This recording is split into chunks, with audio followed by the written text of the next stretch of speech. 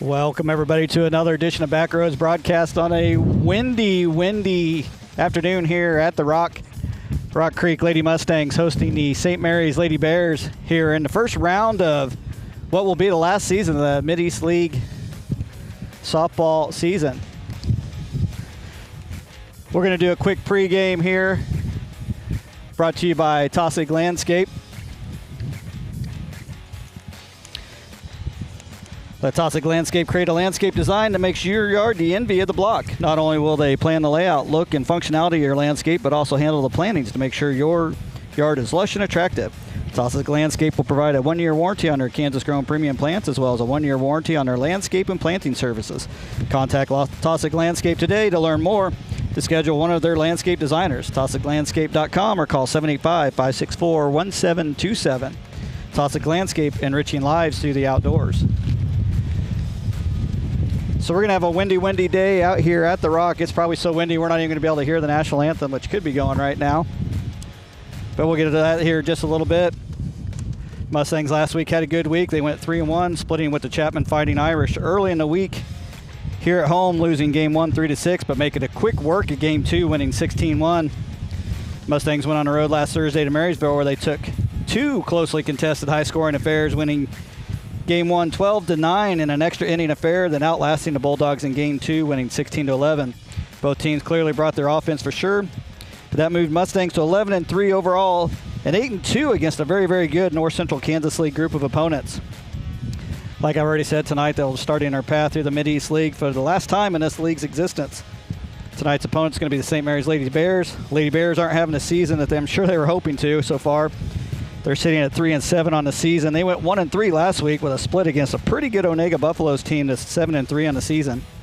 Then they got swept by the 3A defending champion Rossville Bulldogs last Thursday by scores of 13-8 and 18-1. Things aren't going to get much easier for the Bears with 3 ranked opponents left on their schedule, including the number 1 overall 3A team, the Silver Lake Eagles, left on their schedule, as well as tonight's game against the number 3 seed in the 4A East, the Rock Creek Mustangs.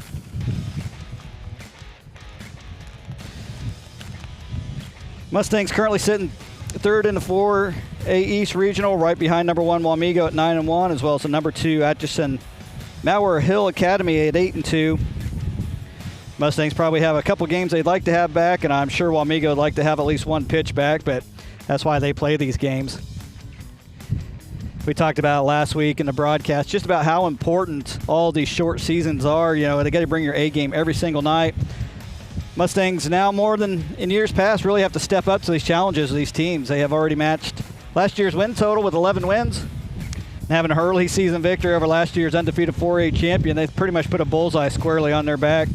Any team that they face, basically, they want to show up and they want to beat one of the top teams in the state, and Mustangs are arguably one of those top-tier teams in 4A this year. They had the 3rd lowest average runs allowed in the East and the 2nd highest average runs allowed, or average runs scored in the East.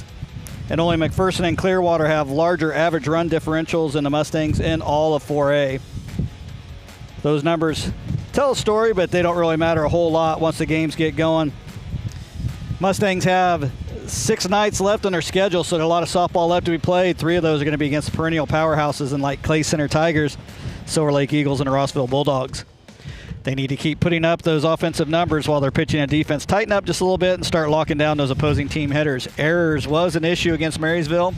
Multiple errors in both games. Let the Bulldogs kind of stay in those games, but they really need to get their pitching and their defense going because, like Casey Stengel once said, good pitching always stops good hitting.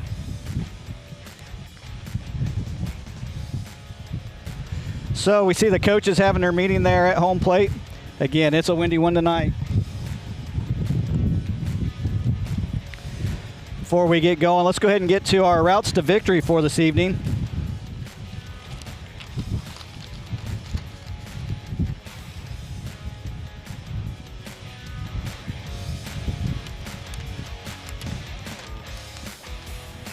Routes to victory brought to you by Backroads Broadcasting, bringing the action home to you.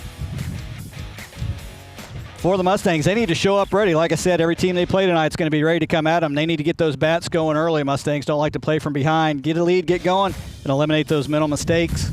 Cut down on those errors. the St. Mary's Bears, they need to pitch to a spot, make the Mustangs kind of chase. And you got to be, normally I'd say be patient at the plate, but with Zeller batting, you may want to be a little bit aggressive early on. She throws a lot of strikes, and the Bears can't have any bad innings. They want to make sure that they don't have any of the big innings. Mustangs tend to put up runs in bunches, so the Bears want to limit that as much as they possibly can.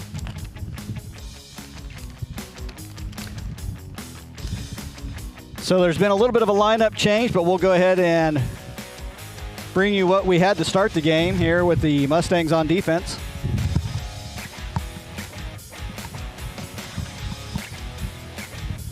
So one of those changes, Purvis is now going to be catching. Macy Clark is actually going to be starting in left field. So that is one of the changes.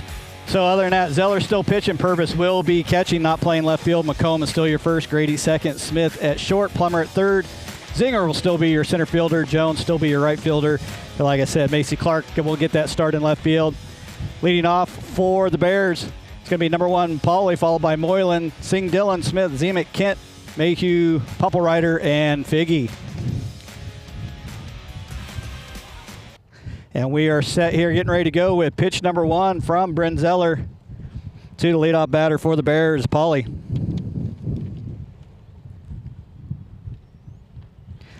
That first pitch just catching the outside edge for a strike. And if you haven't noticed, my co-partner in crime, Isaiah Dobbins, has not made it out here yet. He is finishing up some schooling. We wish him the best of luck.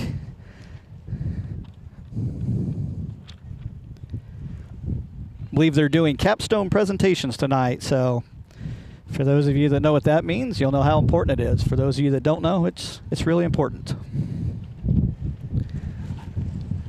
As you can tell through my microphone, wind is blowing really, really hard straight in from right field. So I expect the ball to really stay in play tonight. Probably won't see many home runs on the softball field, but right-handed batter's got to be loving it on the baseball field. That wind's blowing straight out the left for them. Ball will be dancing around quite a bit for the outfield.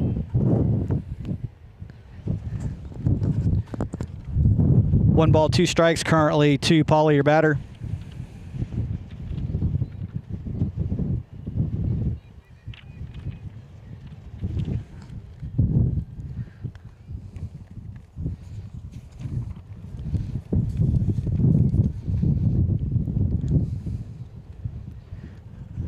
We will get our scoreboard going here pretty soon as well. Nice pitch there on the outside edge for a called third strike. Zeller doing a really good job this year throwing strikes.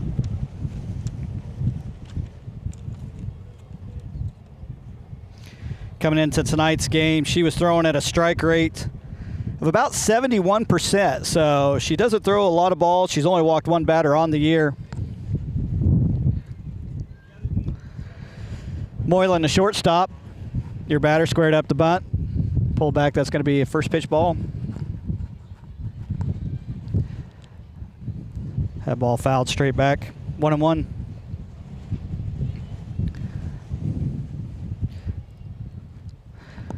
So like I said, Bryn Zeller, strike throwing machine, throwing at about a 71%, currently sitting at about 2.58 ERA. She has got only 1 walk on the season to her 32 strikeouts, giving up 13 earned runs. Her record currently sitting at 5-2 for the sophomore pitcher for the Mustangs. That foul ball moves the count to 2-2 with 1 out here in the top of the first. There you go, Cody Roach, Johnny on the spot with the scoreboard up.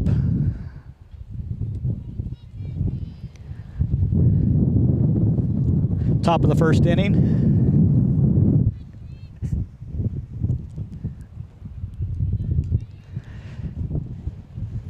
Full count on Moylan, the batter. We'll try to shield you from the wind as much as possible. And a swing and a miss there. Another strikeout to start the game for Zeller.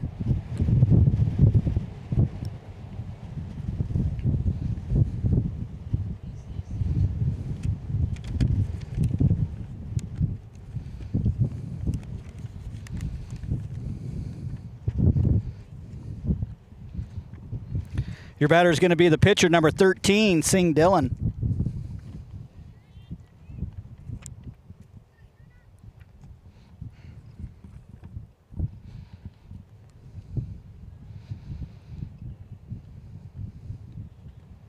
That ball just inside. Maybe I need to get down low below the table. The wind seems to be a little bit better down here. Just sit on the ground. That pitch just missing high. Bringing it 3 balls, no strikes.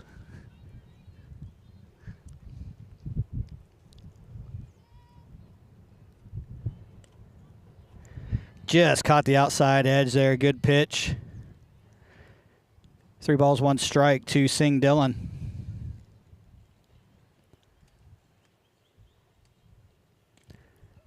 Another comebacker right at the knees, bringing it back to a full count.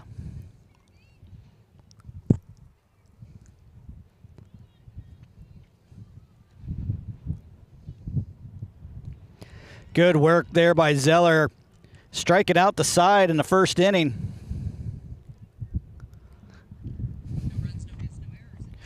No runs, no hits, no errors. 3 strikeouts for Zeller to start the game there in the top of the first. This half inning is going to be brought to you by the Garden Center by Taussig Landscape. Garden Center by Taussig Landscape is your source for tools, soils, fertilizers, pest control, seeds, plants, flowers, trees, and shrubs. The Garden Center by Taussig Landscape has what you're looking for on site for that one-stop shopping experience with helpful, friendly, and knowledgeable staff on hand to answer any of your questions you may have about your landscape or garden project. Visit them at 4245 Appleyard Road and be sure to follow their Facebook page for up-to-date information about hours of operation, current sales, and Garden Center events. The Garden Center by Taussig Landscape, enriching lives through the outdoors. Now we'll get a look at the Mustang batting lineup as well as the St. Mary Bears defense. And again, the batting lineup's going to change a little bit from what we originally had. Leading off will be Zinger, followed by Grady. And batting third is Plummer. Allie Jones in that cleanup spot. Aislinn Rottinghouse will be your designated player. Eve McComb batting 6th. Bryn Zeller is batting 7th. Chloe Purvis batting 8th. And Macy Clark will actually be batting instead of Haley Smith. Haley Smith will be the flex player. Defense for the Bears got Sing Dillon pitching, followed by Smith. Her battery mate at catcher. Popplewriter at first. Polly second. Moylan short. Zimick at third. And from left to right, you got Kent, Mayhew, and Gideon.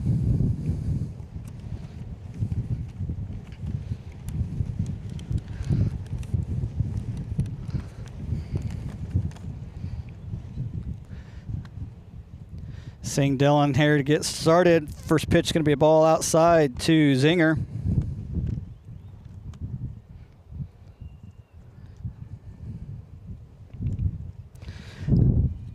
Zinger's been batting leadoff most of the season for the Mustangs.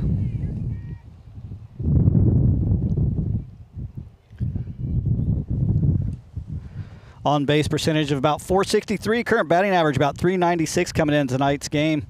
She does have 6 walks and 7 strikeouts on the season. Good eye seeing the ball right there. 3-0 count. The Zinger here to start the bottom half of the inning for the Mustangs.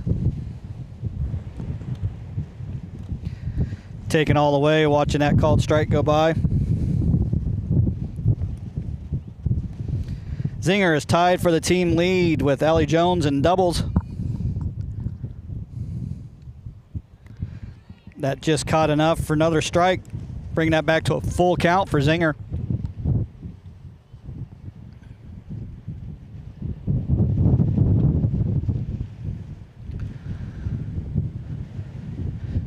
Fouled that one straight back out to the left side. Again, wind blowing really, really hard if you couldn't tell from my microphone.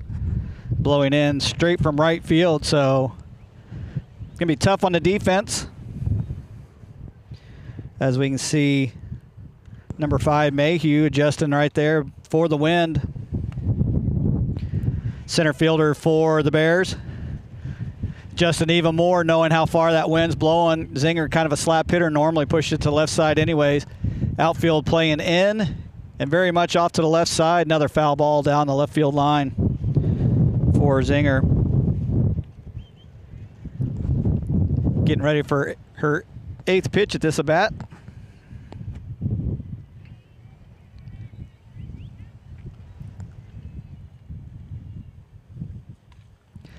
Slaps out a hard ground ball. That's going to get through what I'll call the 5-hole between the third and shortstop. Out to the outfield. Zinger chugging all the way for second. She's going to slide in there just underneath the tag for a double.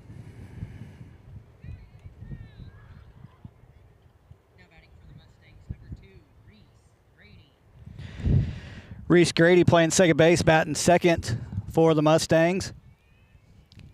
Reese Grady has played in the outfield as well, playing second base for Sam Killingsworth, who's going to sit out another night, make sure that her body's fully healed from being hit by a pitch last week.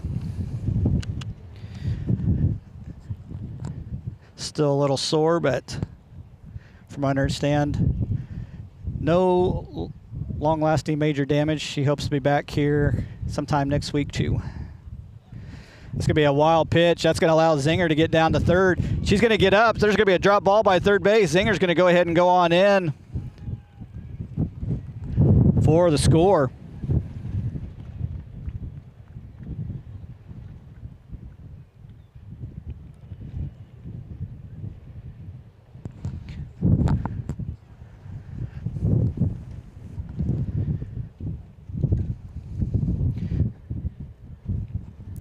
Grady fouled that one off to the right side, so Moylan had a hard time finding that ball, putting that tag down on Zinger, squirted away from her just far enough for Zinger to be able to pop up and come on in for the Mustangs' first run of the game.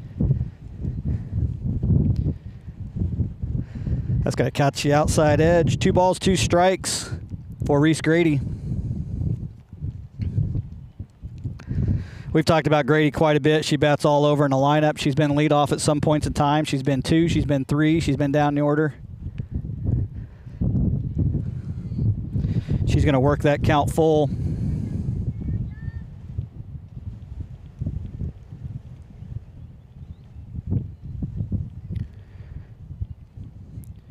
Grady currently batting about .436 on the season coming into tonight's game. She's got a grounder that's just foul up the left field line, just outside of third base.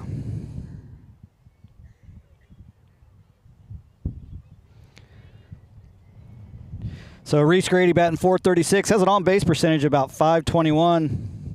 She hit her first home run of her career a couple of weeks ago at Concordia. Another foul ball up the left field line.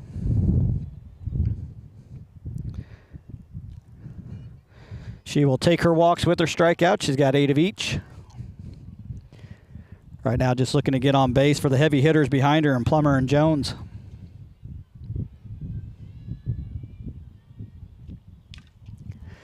Hard ground ball right back up the middle. That's going to be a single for Grady.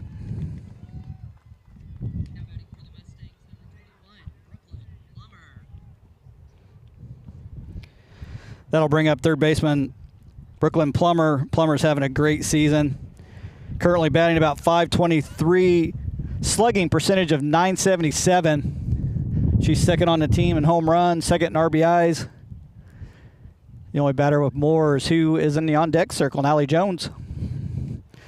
Those two have been a potent 1-2 punch for the Mustangs all season.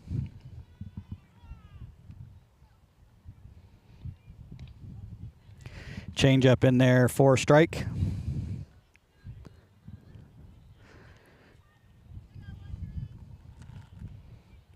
One and one to Plummer. Grady's your runner on first. Straight steal by Grady. She's going to get in there safe.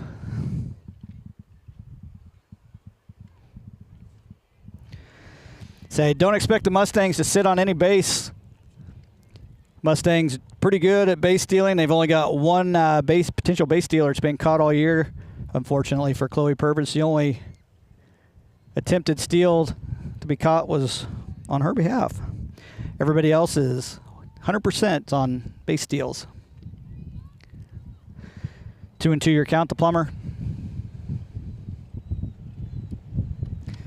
That ball just outside. Another full count. Mustangs really working the count. Third straight batter. It's gotten a full count.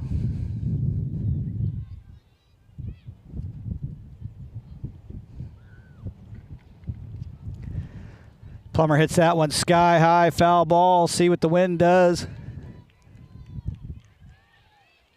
Good heads-up base run in there by Grady. Nobody's covering third as soon as the catch was made in foul territory. That's a live ball. Grady advances to third base.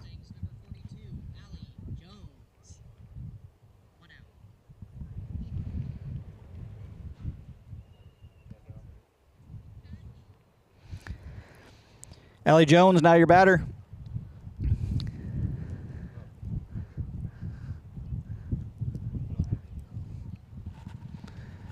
See if the Bears make an appeal to second base right here. See if Grady left early. I think the umpire had a pretty good eye on it. And there will be no appeal. Seeing Dillon in the circle, getting ready to deliver to Allie Jones. Allie Jones slays down a beautiful bunt. Suicide squeeze and nailed Grady at the plate.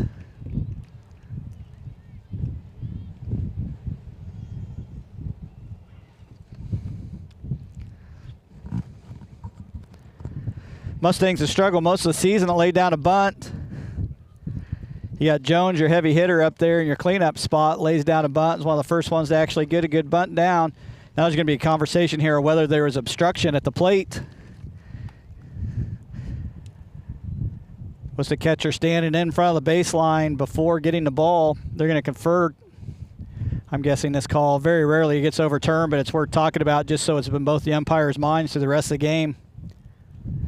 And they're going to uphold the call. Grady will be out at home.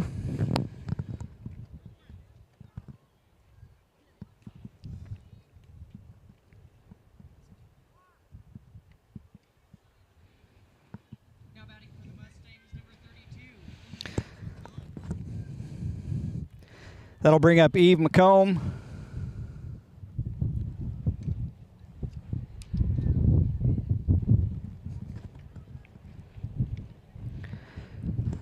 Mustangs with 2 outs.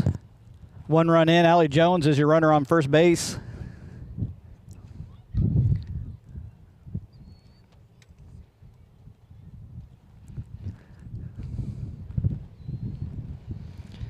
That ball is going to be high.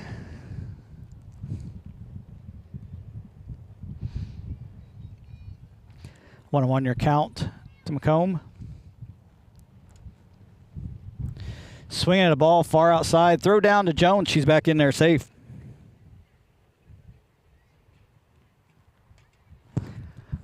Almost like they had a hit and run. McComb was just trying to put that ball in play.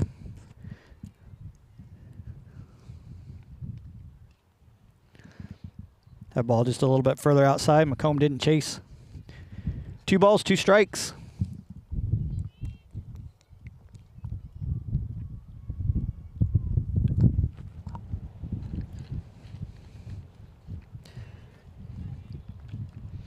That ball fouled straight back. So trying to get both these games in tonight. It is windy, but not supposed to have inclement weather until sometime in the overnight hours, so that was good news.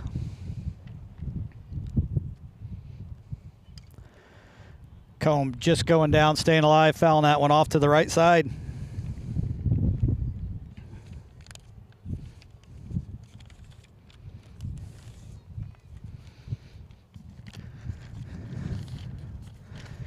Coming up at the end of the first inning, we'll have our Bandit brain teaser.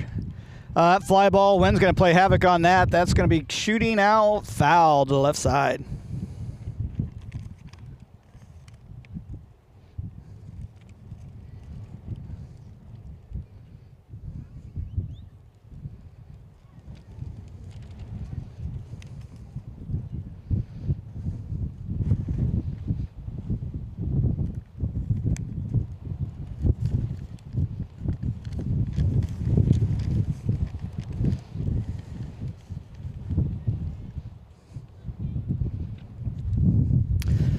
Yet another full count here for the Mustangs early on.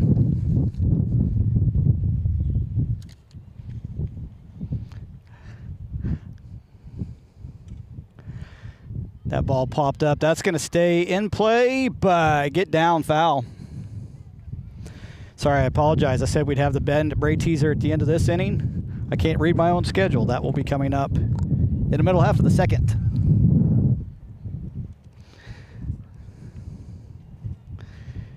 Actually got a little ahead of ourselves here, which is good for us.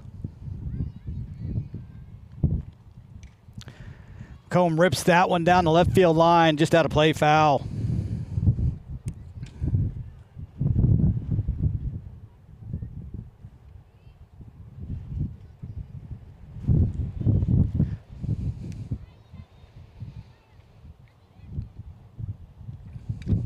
Line drive out to left center field. Can't quite get down. Jones is chugging around second base, heading for third. She's going to go all the way in. She's heading for home.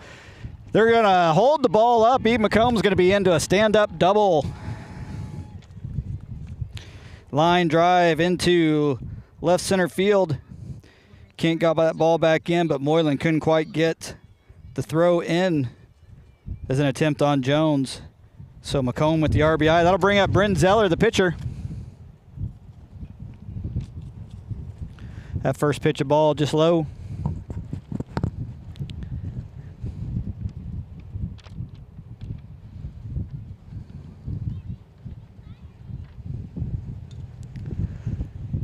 That ball just a dying infield pop fly. The wind just carried it just enough over the infield and killed it before the center fielder could get to it.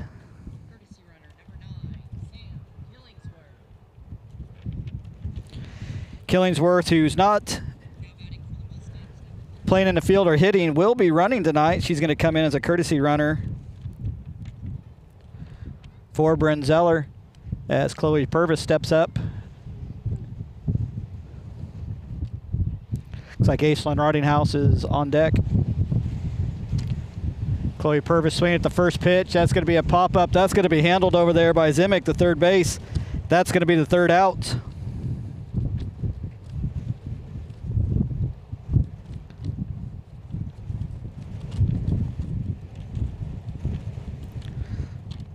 So it looks like Mustangs will pick up 2 runs on 4 hits, 1 error there for the Bears in the bottom half of that first inning.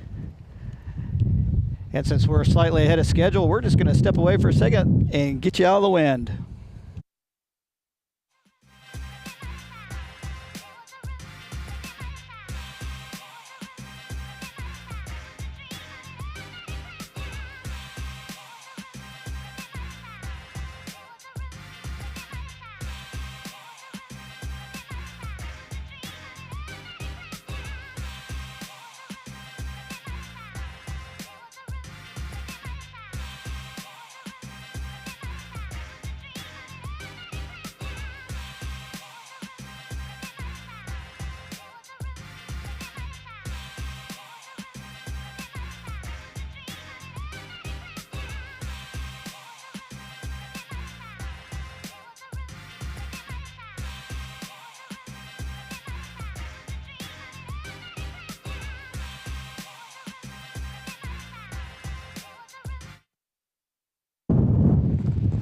And we're back here in the top of the second inning. Mustangs with a 2-0 lead early here against the St. Mary's Bears on a windy Monday afternoon here. No changes for the Mustang defense. Bryn Zeller back in the circle. Purvis catching. Got McComb, Grady, Smith, Plummer on the infield. Clark, Zinger, Jones in the outfield.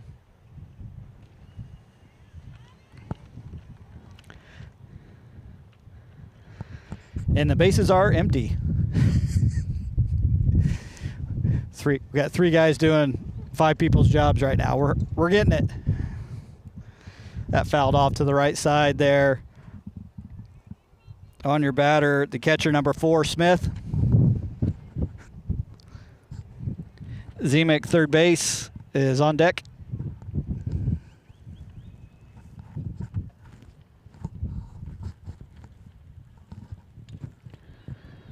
Another ball fouled, just back out of play. No balls, 2 strikes to Smith.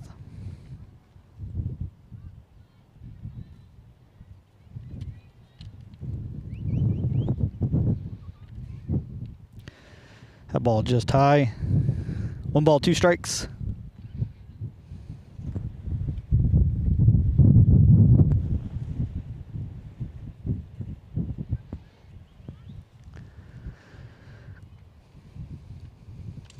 Hard ground ball right at Grady. That's going to skip off her glove. Smith's going to reach base. Grady probably say she should have had that. We're going to call that E4. That'll bring up third base, number 30, Zemek.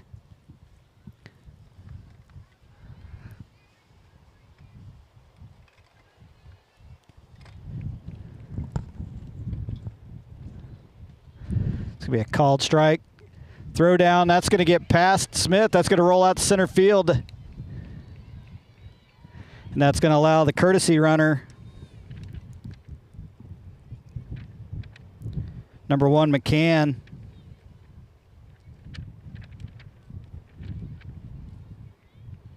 She's going to advance over to third base on that error.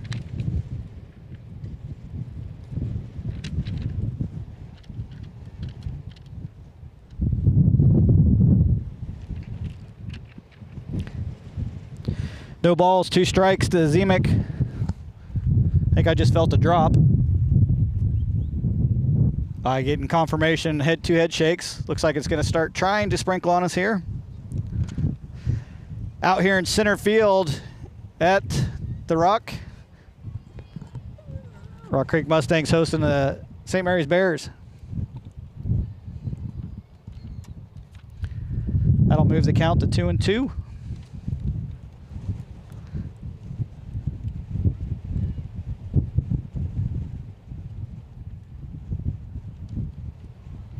Full count there by Zemek.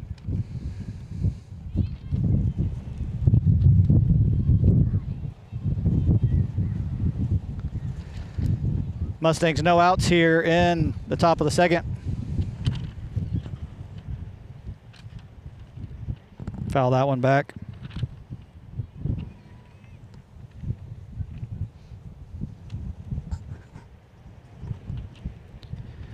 Like we said at the pregame, Bears sitting at 3-7 on the season. Not too many years removed from them actually going on and being a 3A state contender. I believe they made it all the way to the finals.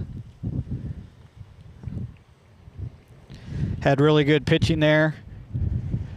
Both their number 1 and number 2 pitcher at that point in time was, I believe, the head coach's daughters. They were phenomenal pitchers. Both went on to pitch at Emporia State, if I remember right. And swing and miss there for the out. Mustangs getting their first out of the inning. That's going to bring up number 6, left field, Kent. McCann, number 1, courtesy runner, is your runner at third base. Square to bunt. That's going to be a strike.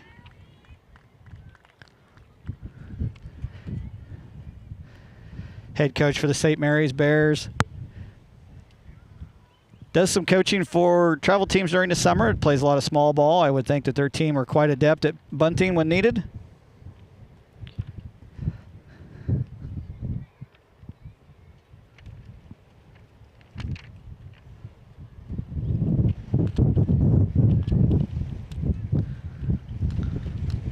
That ball fouled down the left field line and out of plate. 1 ball, 2 strikes to Kent, the batter.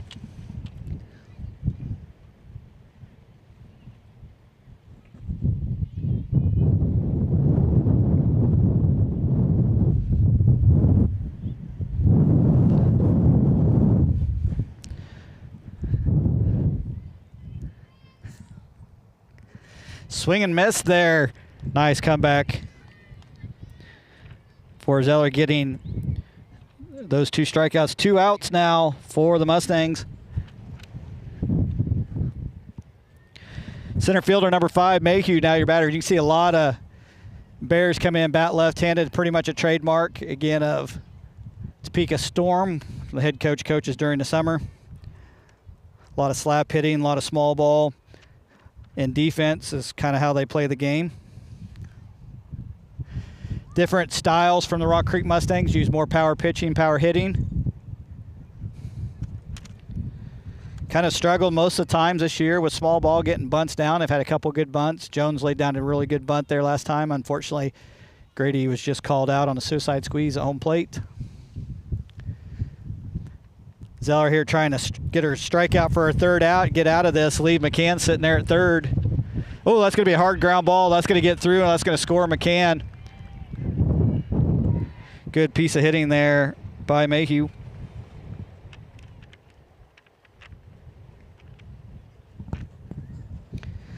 Bears are on the board.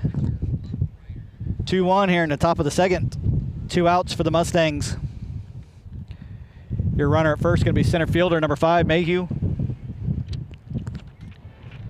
Batting's going to be first base number 24, Popplewriter.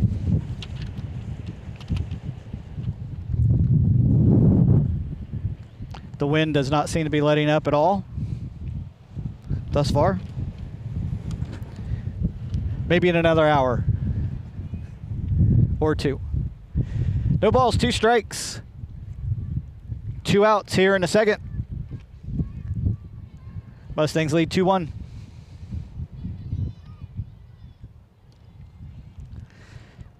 And a swing strike 3 for the third out of the inning.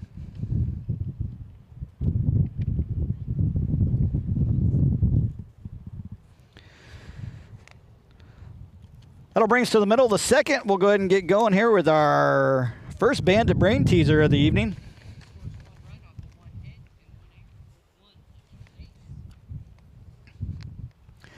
What is the Kansas high school softball team record for most home runs in a season? Most home runs in a season. Is it A, 49, B, 55, C, 59, or D, 65? Give us your answer in the comments below. I will actually try to get something up so I can see some comments below. Reason I bring that up is Mustangs currently sitting at 21 home runs on the season unofficially, with about 12 games left to go in a regular season. So they may have a legitimate shot at that. This half inning is also brought to you by Outdoor Bank. Outdoor Bank. At Outdoor Bank, they believe that the connection with the outdoors is at the core of what it means to be human. It's where we work, play, relax, discover, and create memories. Outdoor Bank knows that you work hard to enjoy the activities you love. That's why they offer flexible personal accounts that meet your individual needs, whether you're saving up for your next hunting trip or planning a family vacation. Their team of knowledgeable banking professionals are there to assist you. Outdoor Bank, get out there. Member FDIC and your equal housing lender. That first pitch fouled back out of the way.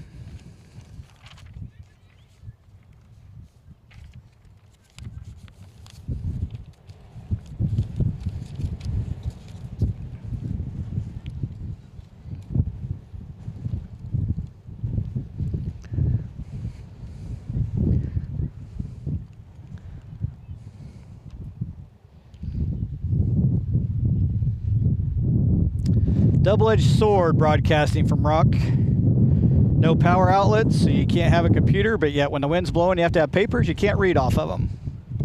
That's a hard ground ball through the 5-hole. That's going to get through. Hot shot to left field there by Aislinn Ridinghouse.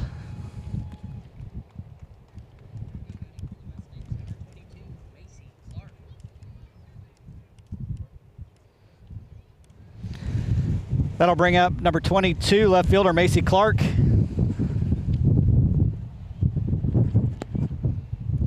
Sun trying to peek out from behind some clouds. Macy Clark squares the bunt, pops that back foul.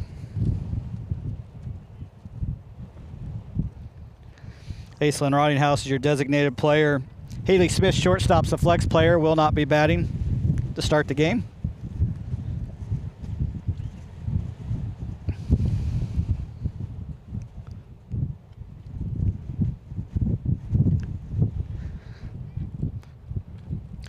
Macy Clark quickly down 0-2, foul ball. Watch the strike there. Yeah, looks like the boys' baseball game in the bottom of the second. Mustangs leading 2-0. Ground ball to shortstop. They got to play it second. They're going to go to 2, go over to 1. Not in time. They're going to get that lead runner on that fielder's choice.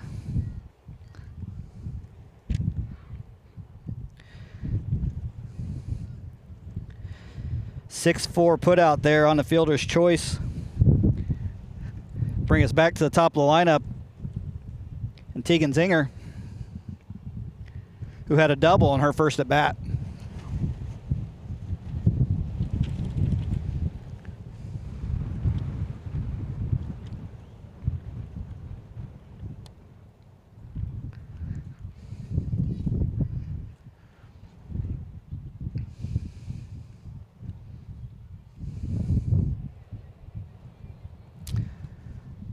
Two balls, no strikes to Zinger. Leadoff batter here for the Mustangs. Macy Clark, your runner at first base, with one out here in the bottom of the second.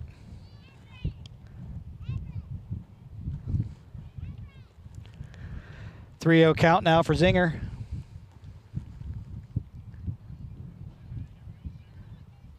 There's Macy Clark over at first base. That ball outside, 4 straight pitches, going to walk Zinger. Mustangs here with just one out, in business. I'll bring up number 2, Reese Grady. Reese Grady with a hard ground ball double in her first at bat, scored Zinger. She also had a stolen base. Big swing there. Did say Grady a 1 home run on the season against Concordia Panthers, her first home run of her career.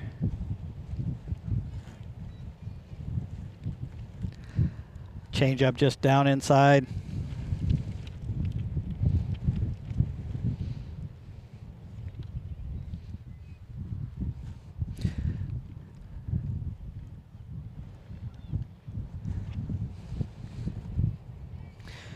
To quote Bill Murray from the Caddyshack, I don't think the heavy stuff's supposed to come for a few hours yet.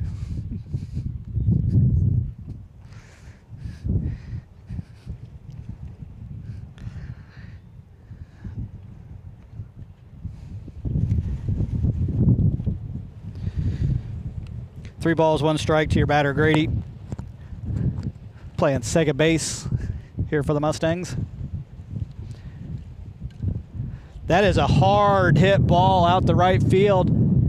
That ball is down and fair. That's going to score Clark from second. Zinger's coming all the way around from run. She's going to score from first base. Clark makes the turn at third. There's a bubble. The ball, she's going to be all the way in. That's going to be a triple and an error for Grady there. That ball was driven hard out the right field. I don't think that ball stays in if the wind's not blowing. I think that ball's out. That wind knocked it down just enough. Hard play out there for the right fielder, Gideon, for the Bears.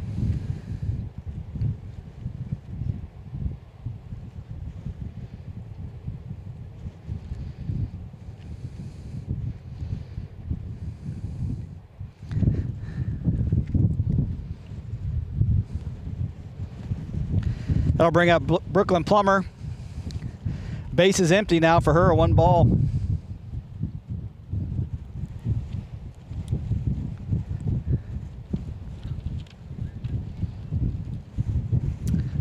Yeah, unfortunate for Grady. Ended up getting probably what she should have deserved off of that hit. That ball was driven hard into the wind. And we're going to have coaching mound visit.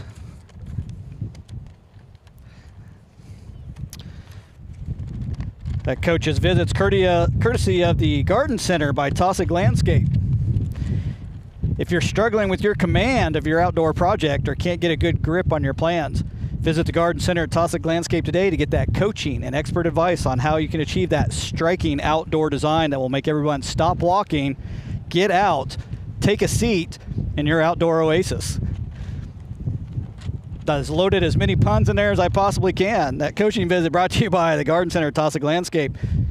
Taussig Landscape, enriching lives through the outdoors. Worked hard on that one.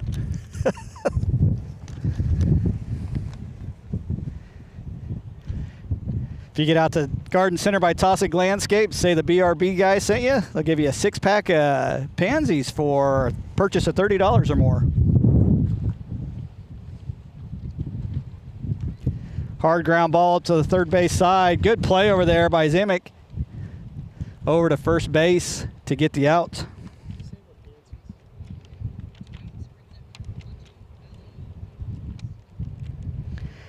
Out number 2 for the Mustangs. That'll bring up Allie Jones.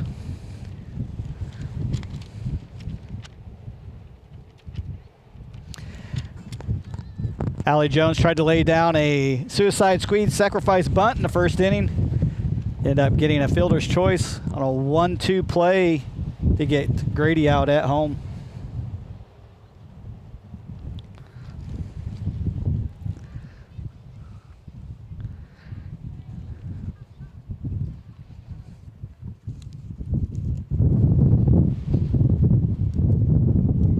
Hard ground ball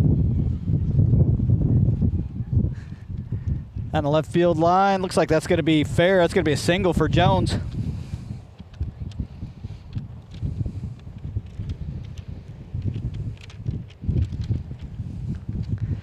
That'll bring up Eve McComb. Didn't see much of a signal there from the umpires trying to decide whether or not that was fair or foul, but looks like that's going to be a fair ball. And Allie Jones, runner at first base. Eve McComb, your hitter. McComb with a double at her first at bat.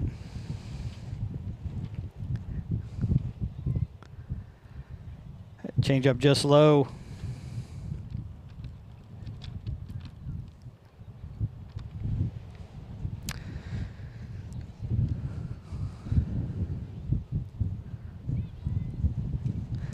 Another hard ball. That's going to be just foul down the left field line.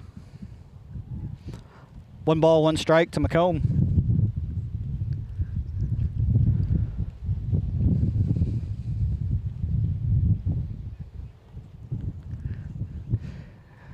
Here in the bottom of the second inning in game 1 of scheduled doubleheader between Rock Creek Mustangs and the St. Mary's Bears. McComb chasing that to the outside. Swing and miss. 1 ball, 2 strikes.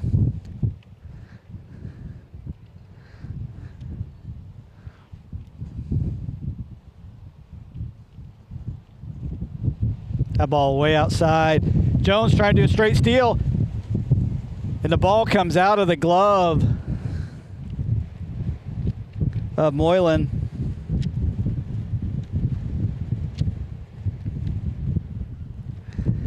She'll be in there for the stolen base. 2 balls, 2 strikes to McComb now, a runner in scoring position.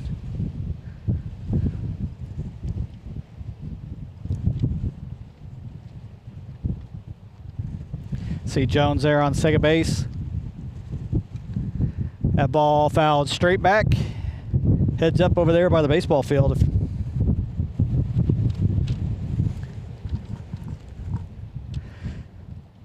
Looks like the Mustang boys in the bottom of the third inning with a 3-0 lead over the St. Mary's Bears baseball team.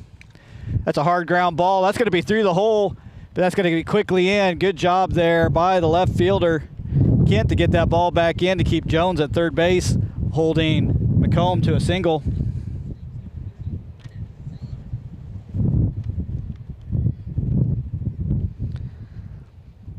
That'll bring up Brenna Zeller. Had a C&I single just over the infield. The wind killed right in front of the center fielder. And her first at bat goes down in the books as a hard fly ball. That's a hard drive out to right field. Wind could play a factor. And good job there by Gideon to sit underneath that in right field for the third out. Again, that's another one, a robbery probably by the wind. I think that's extra bases, if not a home run there for Zeller if the wind's not blowing in. But instead, it's just an out to the right field. F9. That'll bring us to the end of the second inning. Let's go ahead and get the... Want to do the answer first? We'll get you the answer to the Bandit Brain Teaser.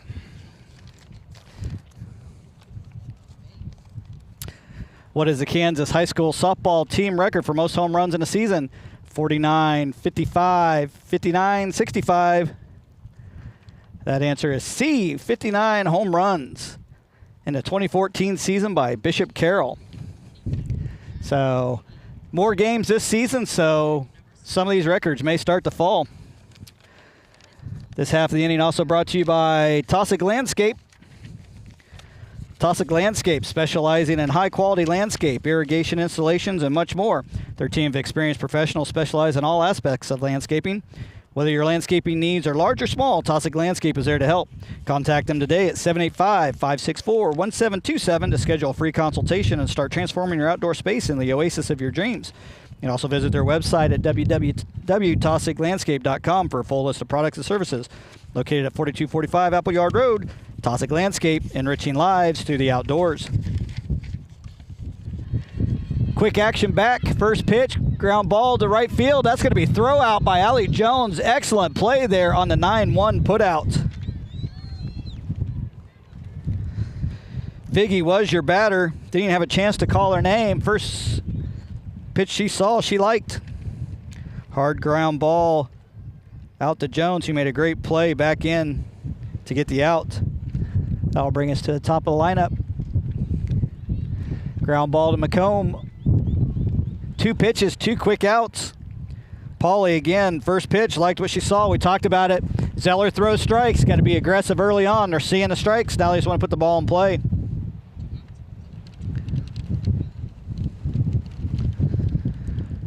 Moylan, the shortstop, your batter.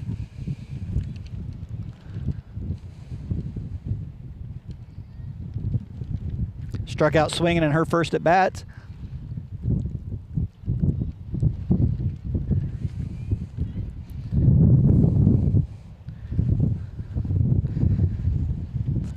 So we mentioned it in the pregame, talked about it a little bit with Zeller early on. 71% strike thrower. That ball is going to be just foul. That would have been a great placed hit if the wind hadn't been blowing. Smith was charging hard to get back to it, but drops just foul out of play. No balls, 2 strikes.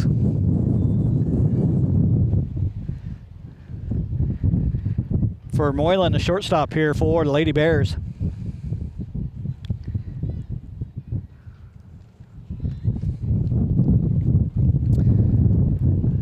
Rise ball just a little bit too high out of play. 1 ball, 2 strikes.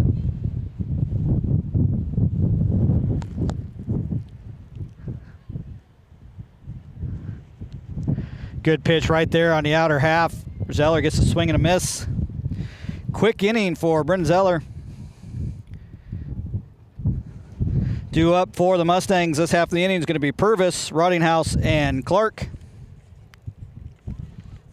This half inning is going to be brought to you by Liming Productions and LP Studios. Founded in 2020, Liming Productions specializes in wedding videography, event videography, and working with corporations and small businesses to create digital media products. Based out of the Manhattan, Kansas area, they're willing to travel wherever you need them. Let Liming Productions capture all of your special moments and compile a story you'll want to watch over and over. See their services and highlights at facebook.com/Liming Productions. Or if you're looking for a studio space for photography, videography, or any other potential production, contact LP Studios today at 785-236-0535. Liming Productions, capturing stories for life. It's also brought to you by Roach Media Group. Roach Media Group, where media work is their true passion, their primary focus. Located in St. George, Kansas, they are your local, friendly, professional photographer. With an assortment of packages available for engagements and weddings, they also have packages for professional headshots, senior and family portraits, and more. Providing high-resolution image files or prints taken on location or in their studio, Roach Media Group can also provide professional edits. If you're a realtor, Roach Media Group is your local area expert in real estate photography and videography. Ask about the drone and 360 view camera tours when you reach out to them today at roachmediagroup.com or call 785-979-0527. Roach Media Group. Taking pictures because they last longer. That's not the real call sign, but we don't have one, so I keep trying to make one up for them. And that was my favorite from today. Purvis, your batter. Sing Dillon, the pitcher, back in the circle for the Bears. That ball popped up on the infield when playing havoc.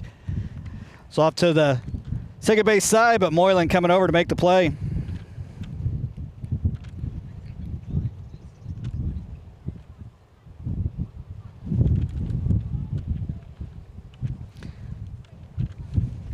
That'll bring up the designated player, Aislinn Rottinghouse, who had a hard ground ball to left field in their first at bat. Taking that ball low. As you can see here in the top of the 3rd inning, Mustangs with a 5-1 lead. 3 runs scored in the top of the 2nd on a Reese Grady triple. That ended up being an error coming back in that allowed Grady to score from 3rd. So Mustangs put up 2 in the first, 3 in the second.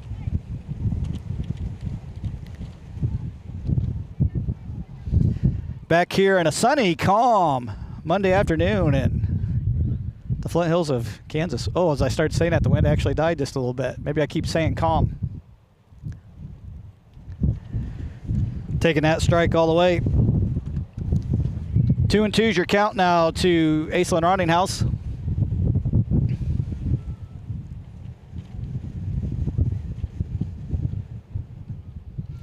That ball outside.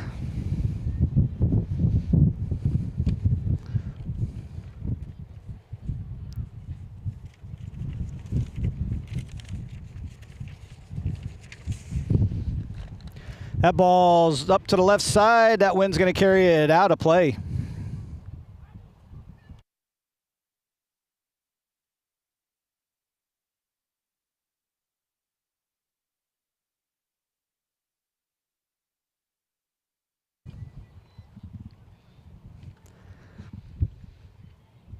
Another full count here. Mustangs have been doing a good job working the count. That's at least 6 or 7 times now they've worked it all the way to a full count. Seeing Dillon up to 73 pitches already here in the 3rd inning. That's going to bring up the left fielder, Macy Clark.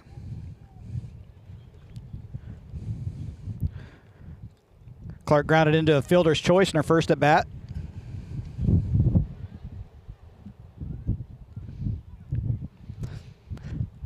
Rottinghouse with a walk is your runner at first. That ball just inside, throw down over to 1. Rottinghouse back in easy. Not getting too much of a secondary lead there. Here a 1 out, not looking for a straight steal.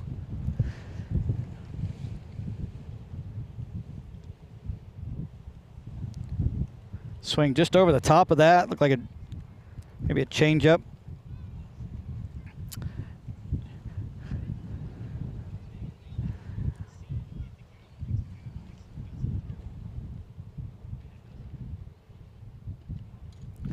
Ground ball to third. Zemek quickly over to second base. That's going to be a drop over there by Pauly. That's going to allow Aislinn Rottinghouse to move over to third base. So that's going to be an error. That's going to be E4 on Pauly there at second base.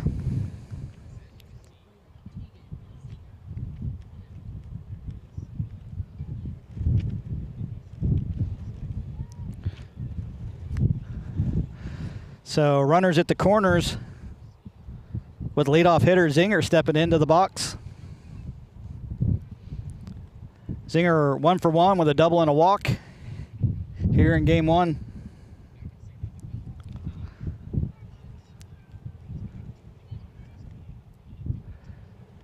Bears defense looking to Zinger to push that ball to the left side of the field. Squares up to bunt, pulls back, but that's going to be a strike anyways.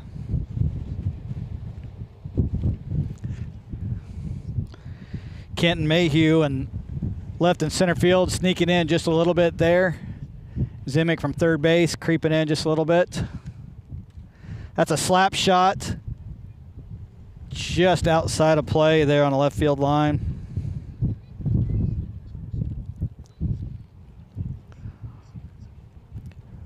Wind saved an out there for the Mustangs.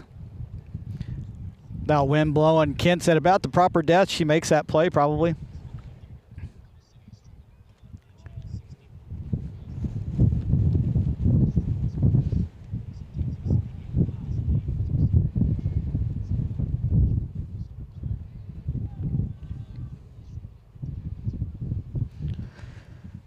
Two balls, 2 strikes to Zinger. And swing and a miss. Some point in time when I wasn't paying much attention, Macy Clark moved down to second base on a defensive indifference. So runners at second and third with 2 outs here in the top or the bottom of the 3rd.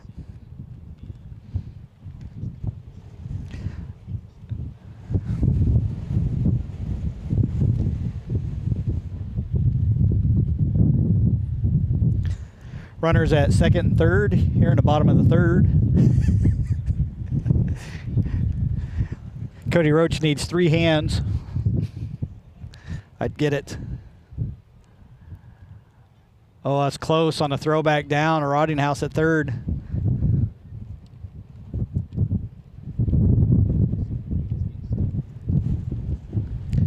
Looks like 2 balls, no strikes here to Grady. Ground ball hard right back at the pitcher. Grady's going to actually beat that out.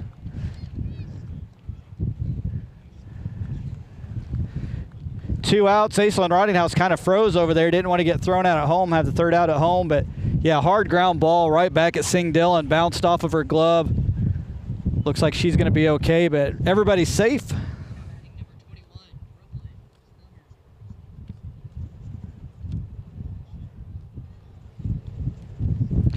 That'll bring up Brooklyn Plummer. 0 for 2 in the ball game.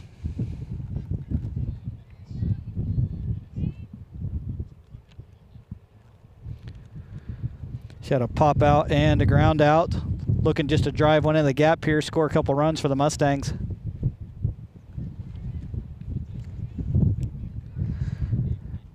Good pitch on the outside half of the plate. 1 ball, 1 strike.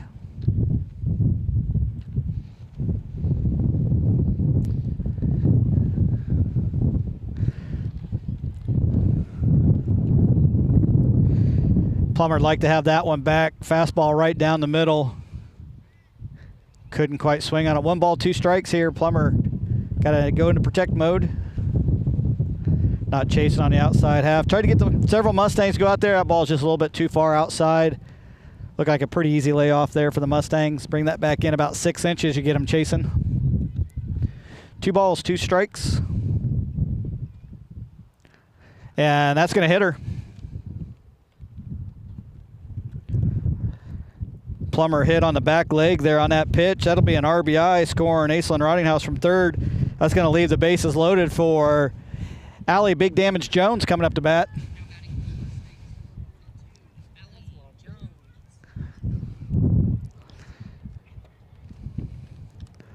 Want her just to swing normally. Wind blowing like it is. Don't want to try to kill the ball. Don't want to try to do too much. Just want to hit the ball hard, put it in play. Hard thing to do with bases loaded.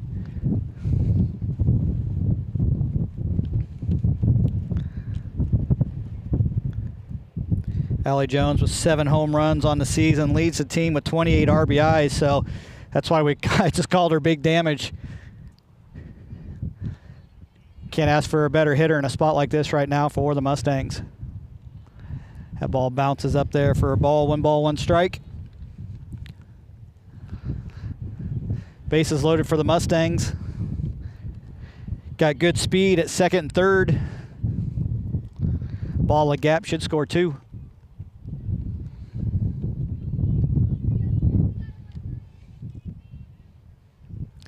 Good hitters count right now, 2-1.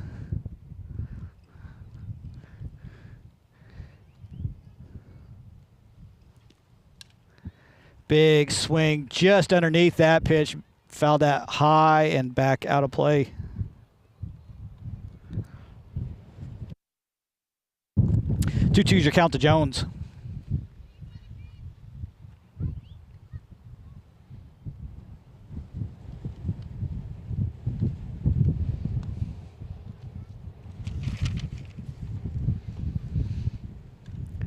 Another ball fouled back.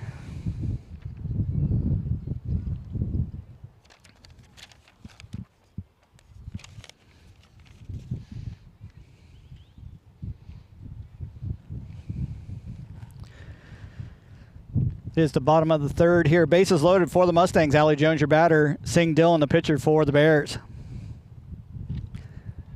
Good pitch there on the outside half. Good job by Jones just to fight that off. Not the pitch she wanted, but she couldn't take it.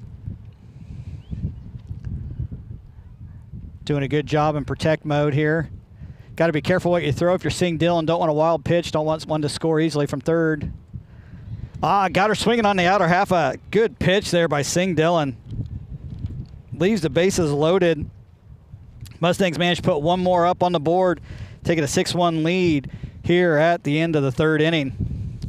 This half of the inning is going to be brought to you by Taussig Garden Center. The Garden Center by Taussig Landscape is more than an expert source for all of your landscape and hardscape needs. They are also your source for expert advice, planning, and design throughout the entire outdoor season. The Garden Center by Taussig Landscape, located at 4245 Appleyard Road, has special events for everyone. Designer days, base blooms and berries, potting parties, walking trail excursions, demonstrations, and learning opportunities. Visit their Facebook page and sign up today. Stop by this Thursday, April 18th, between 11 a.m. and 1 p.m. for your weather radio programming by WIBW's very own Jeremy Goodwin. The Garden Center by Taussig Landscape, enriching lives through the outdoors. Also brought to you by Backroads Broadcasting. Backroads Broadcasting and Rock Creek High Journalism is working harder than ever to bring the action home to you. If you're looking for a live broadcast or for your future event or interested in being a sponsor for a future event, contact sales at brbc.live. We offer flexible ad packages, perpetual visibility online, and locally targeted audiences. If you are or just enjoying tonight's free broadcast and would like to help out BRB or Rock Creek High Journalism, you can always donate through Cash App at $BRBCL or Venmo at BRBCL. Thank you for joining us here this evening. Let us know where you're watching from. Backroads Broadcasting, bringing the action home to you. Getting ready to start the fourth inning here.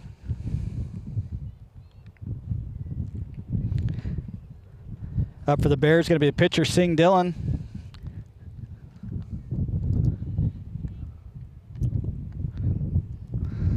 Looks like that's going to be a ball. Looks like first pitch was a strike. What? Oh, no. 2 balls, no strikes, according to the umpire. That's the one that really matters. 3 balls, no strikes. Here to Sing Dillon.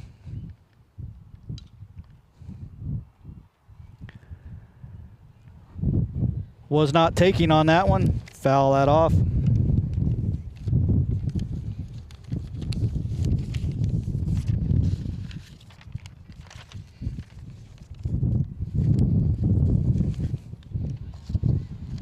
Good pitch there, called strike, bringing that count back full.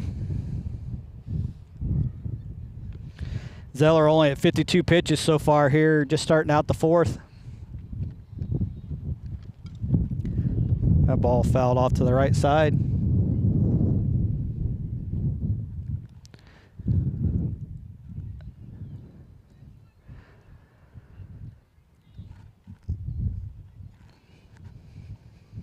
Backroads Broadcasting. That ball fouled. Heads up in the dugout. Sorry, that was my Ron Burgundy. I was just going to say what was ever on screen. So,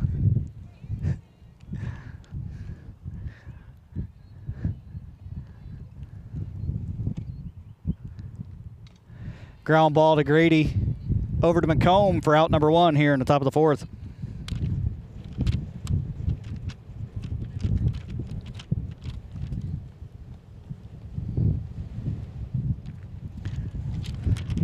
That'll bring up the catcher, Smith. Zemek, third base, is on deck. Still a steady wind out here at the Rock. That ball popped up high. That's going to get back out of play.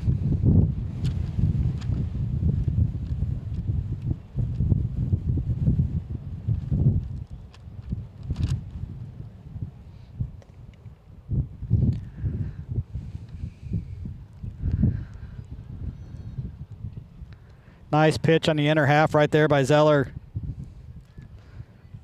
Called strike.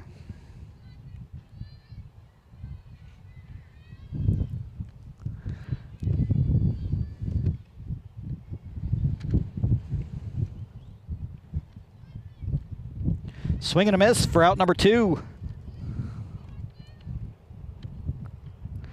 2 gone here in the top of the fourth. Third base, number 30, Zemek coming up to bat. Kent's on deck. Again, Bryn Zeller, number 30, is your pitcher. Chloe Purvis, her battery mate. McComb, Grady, Smith, and Plummer on the infield. Left to right, Clark, Zinger, and Jones.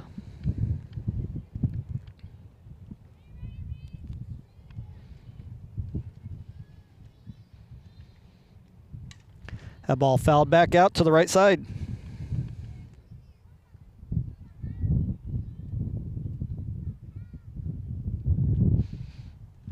So in case you missed it, in that last half of that inning, Tossig, Garden Center by Tossig, going to have Jeremy Goodwin out programming weather radios on the 18th from 11 a.m. to 1 p.m. Not a bad idea, as we're in for some inclement weather tonight into tomorrow. That ball is coming out to Jones and to right field. She's going to come in and make the catch. That's going to be the third out.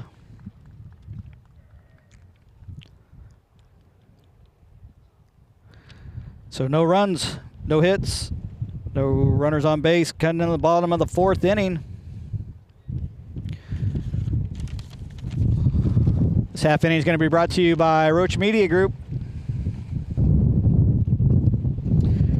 Roach Media Group, where media work is their true passion, their primary focus. Located in St. George, Kansas, they are your local friendly professional photographer with an assortment of packages available for engagement and weddings. They also have packages for professional headshots, senior and family portraits, and more. Providing high-resolution image files or prints taken at location in their studio. Roach Media Group can also provide professional edits. If you are a realtor, Roach Media Group is your local area expert in real estate, photography, and videography. Ask about their drone and 360 view camera tours when you reach out to them today at roachmediagroup.com or call 785-979-0527. Also brought to you by Liming Productions and LP Studios. Founded in 2020, Liming Productions specializes in wedding videography, event videography, and working with corporations and small businesses to create digital media products. Based out of Manhattan, Kansas area, they're willing to travel to wherever they needed.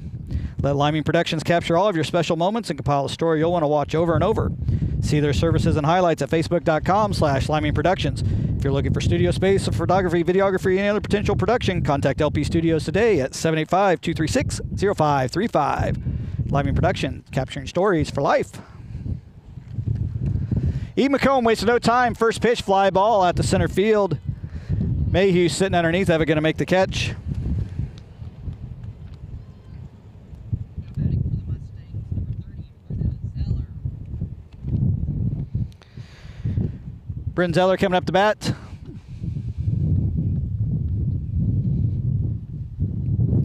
I think that's a testament that we need to pre-record these messages because I'm having a hard time reading fast enough to get through the half inning.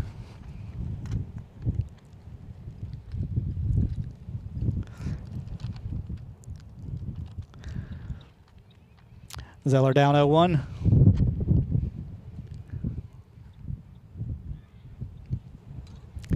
Fly ball off to the right side. Hooking. Just foul out of play.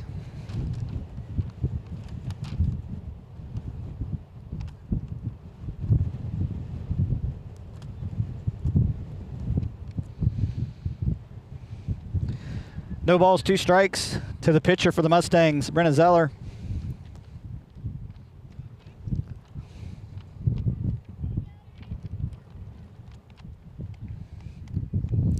Zeller having another good game in the circle. 1 run through 4 innings of work. Put a good swing there, fouled that up the left field line.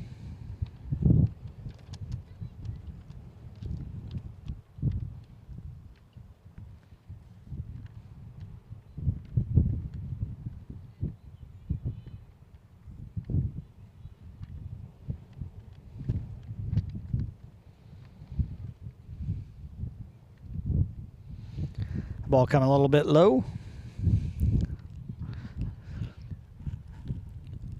Wonder if that's my program I lost that's blowing around the backstop. Nope. Nope, it's coach's papers. Not mine. Not my fault. Timeout on the field. Oh, wait, maybe it is. Nah, I'm just kidding. The way this wind's blowing, they discovered my program in the first inning, not the fourth. Another ground ball right at Brummett. Kick save and a beauty over there in the third base coach's batter's box. Coach's batter's box? Just the coach's box. Dugout giving her a little bit of grief. Got to stay low on that, coach. Get your hands down.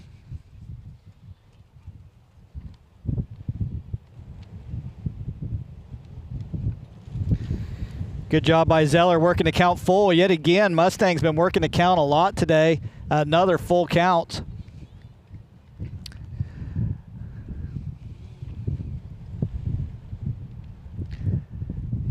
Fouling that one back off and out of play. Making Sing Dillon work hard here at 106 pitches already here, only through 3 1/3 innings.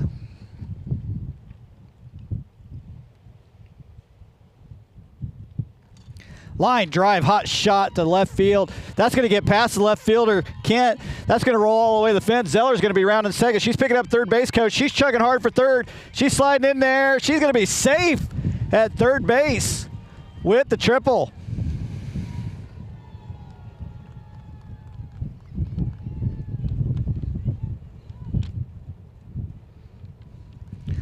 Good piece of hitting there by Zeller.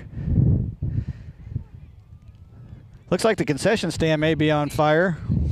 Just kidding. Barbecue grill smoke blowing everywhere. But that's fun to try to do on a windy day. Zeller with a triple over on third base. Chloe Purvis, your batter. Ground ball, foul, out of play.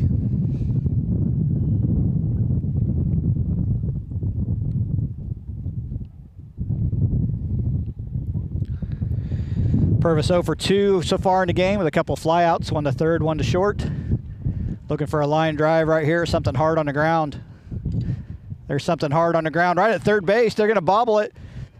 That's going to be an E5. That's going to allow Zeller to score from third, and there's going to be an overthrow, but Purvis is going to hang tight at first base.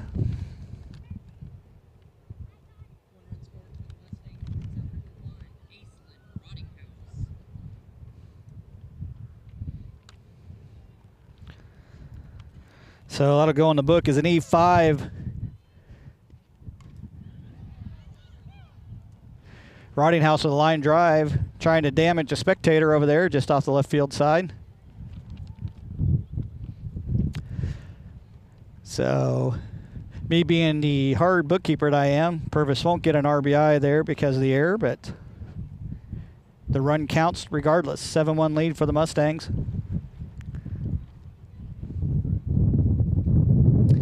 Swing and miss there by Rottinghouse.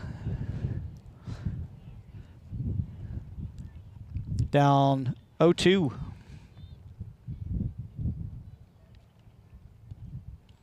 That ball way off the plate. Quick throw bound to first. Purvis back in plenty of time. Purvis running for herself. Catchers can't have courtesy runner, but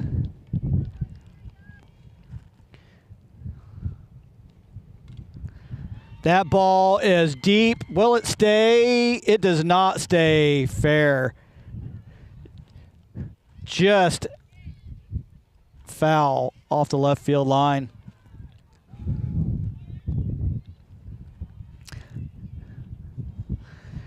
Maybe I stand corrected. Maybe if there is one hit to the left center field, it could stay fair in a home run.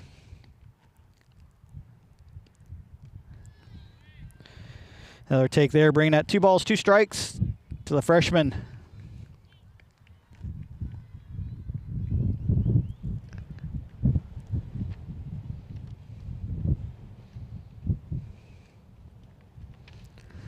Good take. Another full count worked here by the Mustangs. I wish I'd been keeping track from the beginning. That's got to be at least 8 or 9 batters that have reached a full count so far in this game. Pitch count up to 115 for Sing Dillon. And gets her looking there on the outside half. Called strike for the strikeout. For the second out of the inning.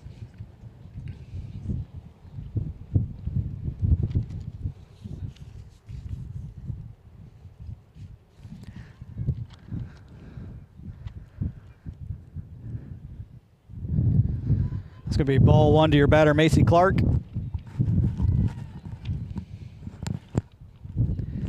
Macy Clark getting a start in left field here in game 1.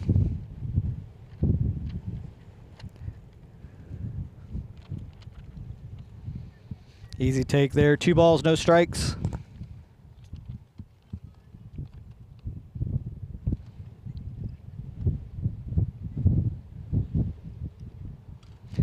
Ground ball to Zemek. Zemek's up with it over to first base. Popplewriter with the catch, and that's going to be your third out.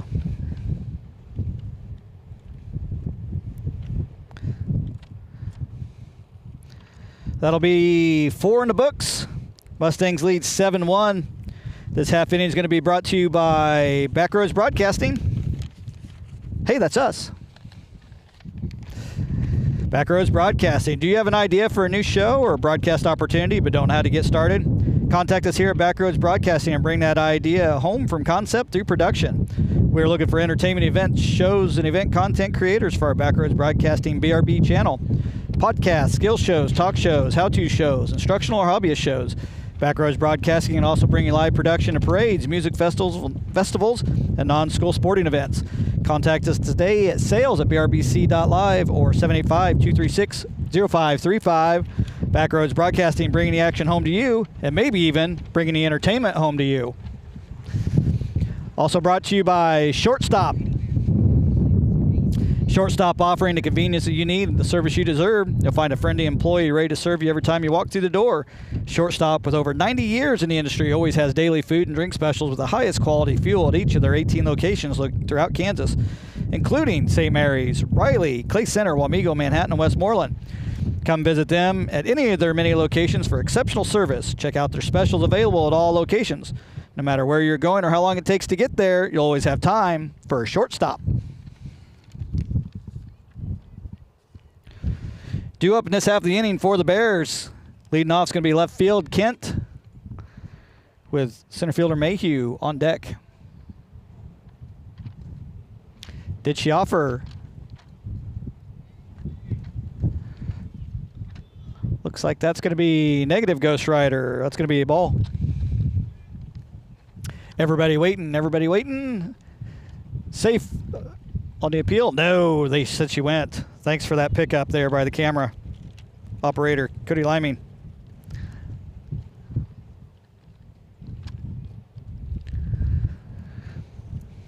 So was a called strike on the appeal. Next pitch was a ball. 1-1 now to Kent.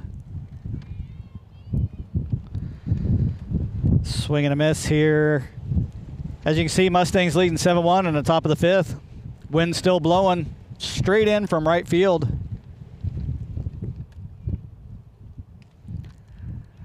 It's going to be a grounder over the Grady. Flip to McComb and an out.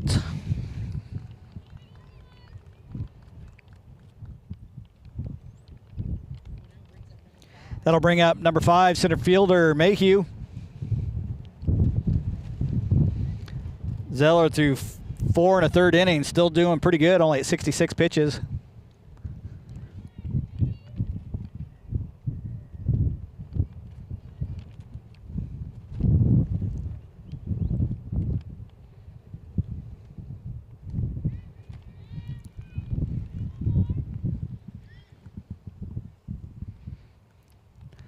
No balls, 2 strikes.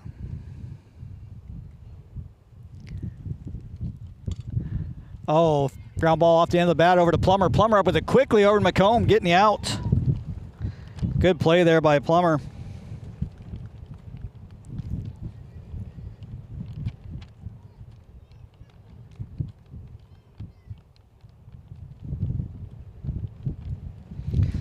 Zeller throwing at about 81% as a first pitch strike, so exactly what you want out of your pitcher.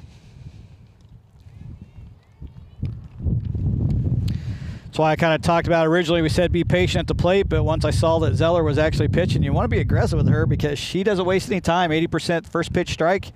You got to be swinging earlier. You're going to be down behind on the count. 1 ball, 1 strike, 2 outs here in the top of the fifth.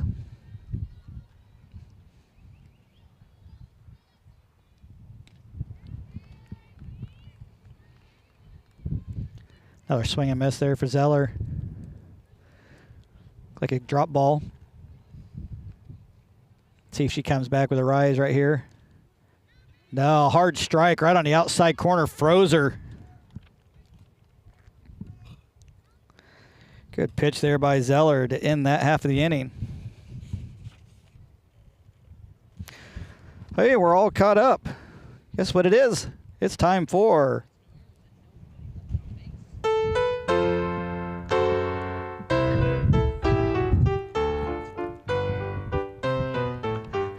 Take me out to the ball game. Take me out with the crowd.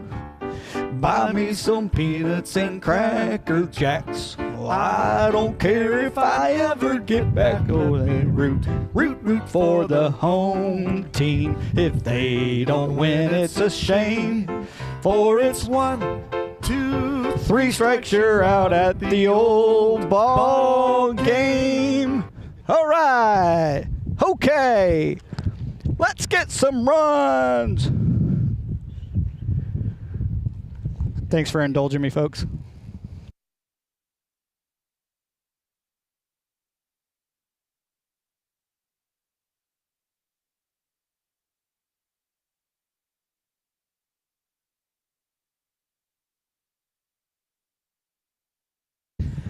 And we're back here in the bottom of the 5th.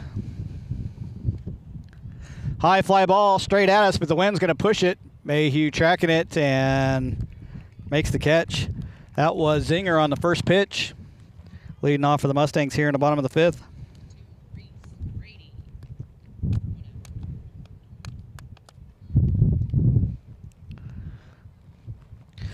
That'll bring up Grady.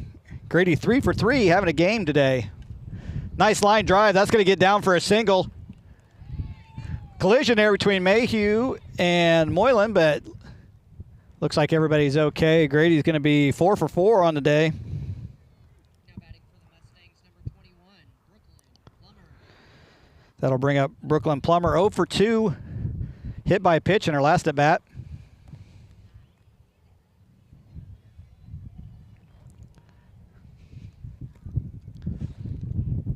That's a line drive into the right center gap. That's going to get past Mayhew there in center field. Grady's jegging for third. She's going to be sent on home. She's going on home. Plummer's going to be in for a stand-up double. Good piece of hitting there by Plummer, finding that gap, driving it right into the wind. 1 run scored for the Mustangs, brings up number 42, Allie Jones. That'll bring up Allie Jones. 1 for 3 in today's game. Struck out in her last at bat with the bases loaded. Looking for redemption right here. That's a big drive. That's going to be close. That's out to the track, tracking it. Oh, there's going to be a collision between Mayhew and Kent. That ball's going to get down. That's unfortunate for the Lady Bears. Looked like Mayhew had a beat on it. Now batting for the Mustangs, number 32, Eve McComb. 1 out.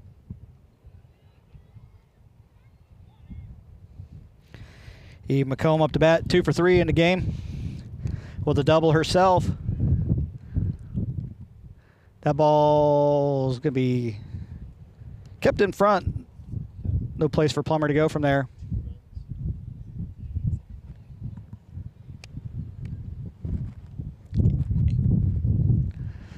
Eight-1 here. That ball's deep drive. Kent's got a beat on it. She's got it in play. Plummer's going to be tagging up. She's going to be scoring from third base. No miscommunications there. But that sac fly is going to score one. 1 run scored, brings up number 30,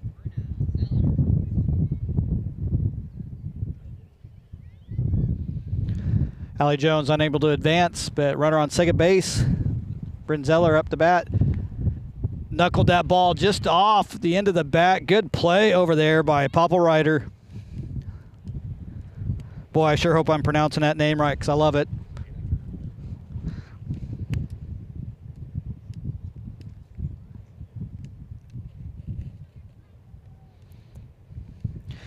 Heading into the top of the 6th inning. Mustangs with an 8-run lead. They needed a couple more to end the game right there with the 5th, but here we are. We're going on to the 6th.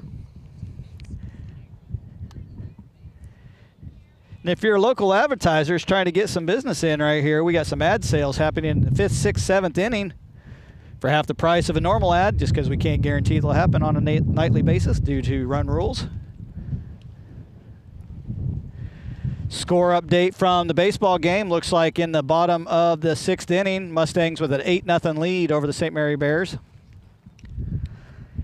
Here in our field, 9-1 Mustangs, top of the 6th.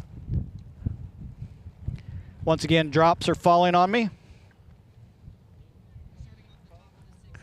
Make sure nobody's standing behind me. Nope, it's rain. No defensive changes for the Mustangs. Bryn Zeller coming back out into the circle.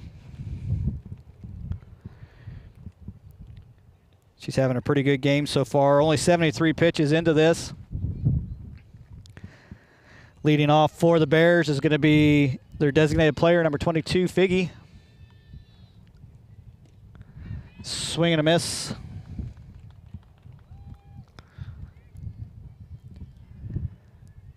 Again, Zeller your pitcher, Purvish catcher, McComb at first, Grady second, Smith short, Plummer at third.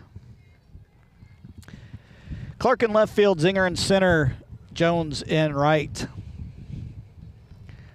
No balls, 2 strikes to Figgy, your batter. Fouling that one off. Look at him, cat-like reflexes by the blue there, ducking his head out of the way.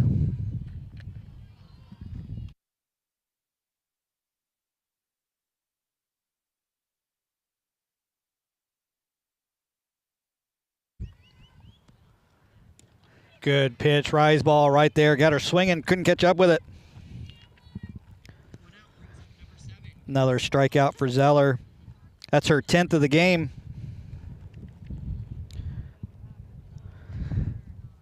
That'll lead us back to the top of the lineup for the Lady Bears.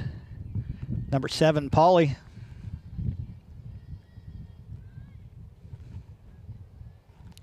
The ball just a bit low.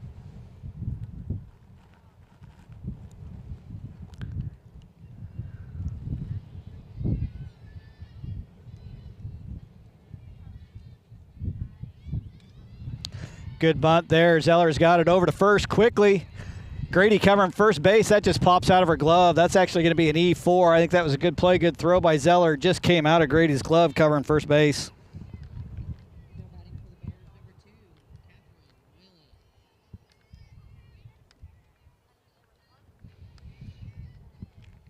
That'll bring up the shortstop, number 2, Moylan.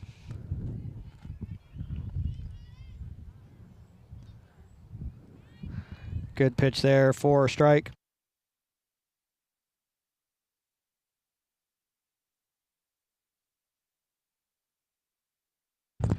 So there was a question, wasn't that E3? No, that was actually second base coming over to cover first base. Eve McComb was charging on the bunt, so Grady from second base was coming over to cover 1 as the number 4 position on the field, so went down as an E4 on that. That ball fouled back. No balls, 2 strikes. Good question, though. Always good to make sure you know all the rules you can know. I don't know them all, but I know a lot of them. That ball fouled back off to the left side.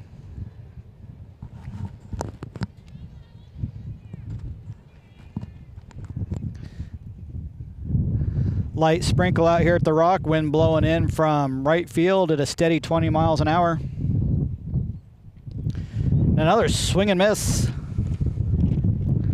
for Zeller.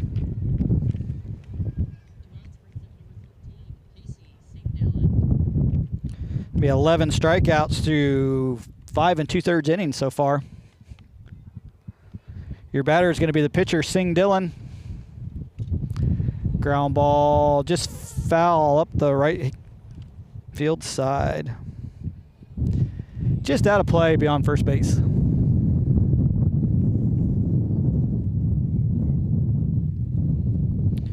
So we're approaching the 6 o'clock hour here out at the Rock.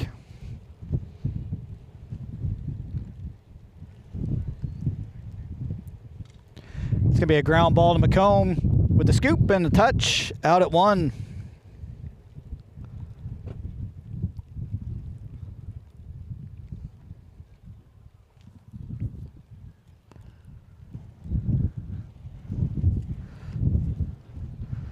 Mustangs need a couple of runs here to finish this game up.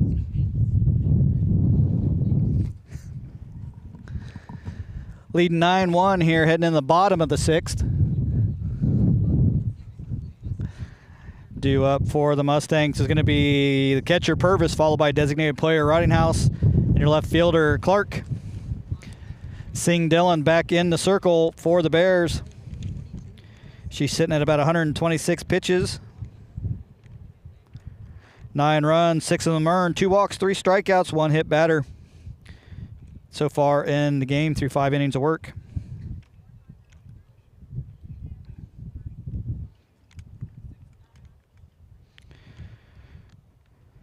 Purvis coming up to this at bat. 0 for 3, couple flyouts and a reach on an error. Knowing the Mustangs need 2 here to finish it up. They'd like to get out of this game, go get a snack, get ready for game 2. Line drive right at shortstop, off her glove. I'm actually going to call that a hit. That was a hot shot. It was almost a really great play by shortstop. Just couldn't quite come up with it. Moylan there. I'm sure if I asked her, she'd tell me she should have had that. But I'm going to give her the benefit of the doubt. That was a good hit by Purvis. We'll call that a line drive hit.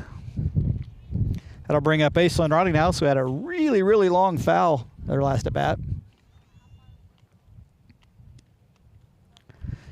Watching that strike coming.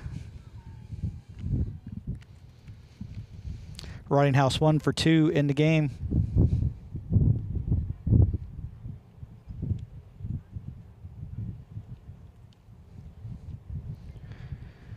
That ball just high.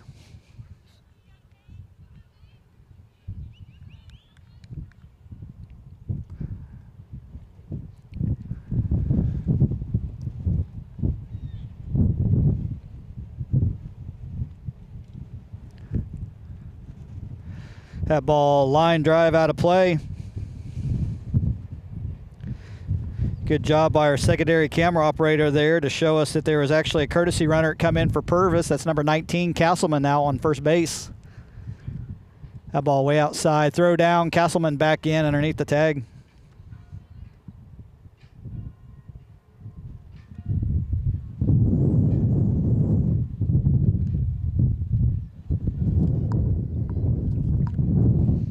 The bells are ringing over at the church. Oh, that's another really big foul ball there. That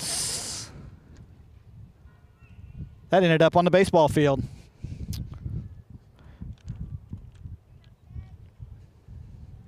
Three balls, 2 balls. 2 balls, 2 strikes. There, I was just ahead of myself. Full count now. Another full count for the Mustangs. Castleman, your runner at first. Courtesy running for Chloe Purvis, who had a line drive single on her first batter of the inning. That ball is going to stay fair. Zimick bobbled it just a little bit. Deed over to second time. Looks like it's going to be just in time on the fielder's choice. Get Castleman trying to slide in there to second.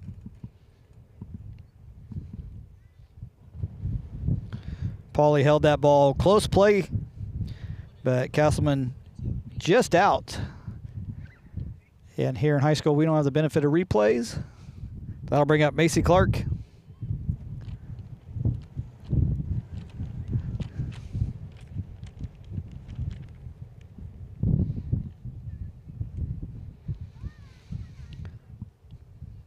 So Rottinghouse now your runner at first.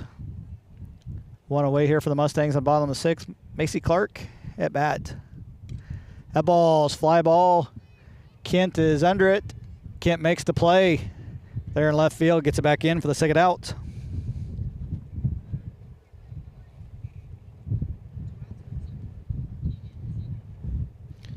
That'll roll it over to the leadoff, Tegan Zinger.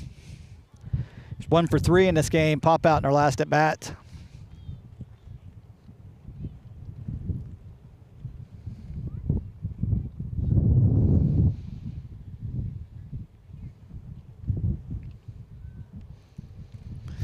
Good work by our camera operator, Cody Lyman there. Refocus. That's going to be a pass ball. That's going to let Rottinghouse get over to second base.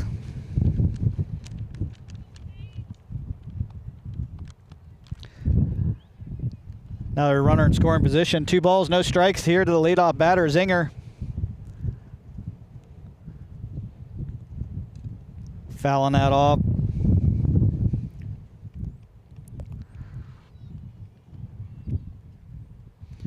So occasionally we do have a defender in the line of sight. Apparently she heard me. Now Mayhew moving off just to the right out of play. But Zinger keeps going that direction with the ball anyways. 2 balls, 2 strikes, 2 outs here in the bottom of the 6th.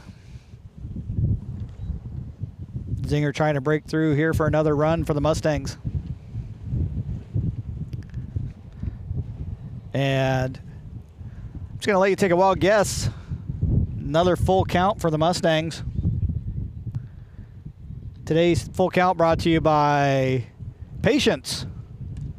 Line drive right back up the middle. That's going to get through. They're going to hold up. Oh, that got by Mayhew in center field. That's going to score. Rottinghouse. Zinger is going to be in.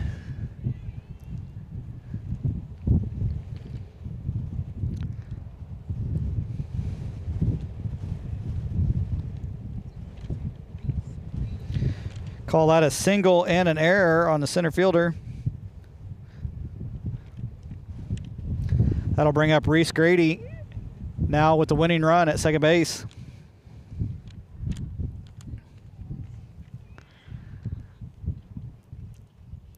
Uncharacteristic of the St. Mary's Bears, several errors in the game. Normally take great pride in defense.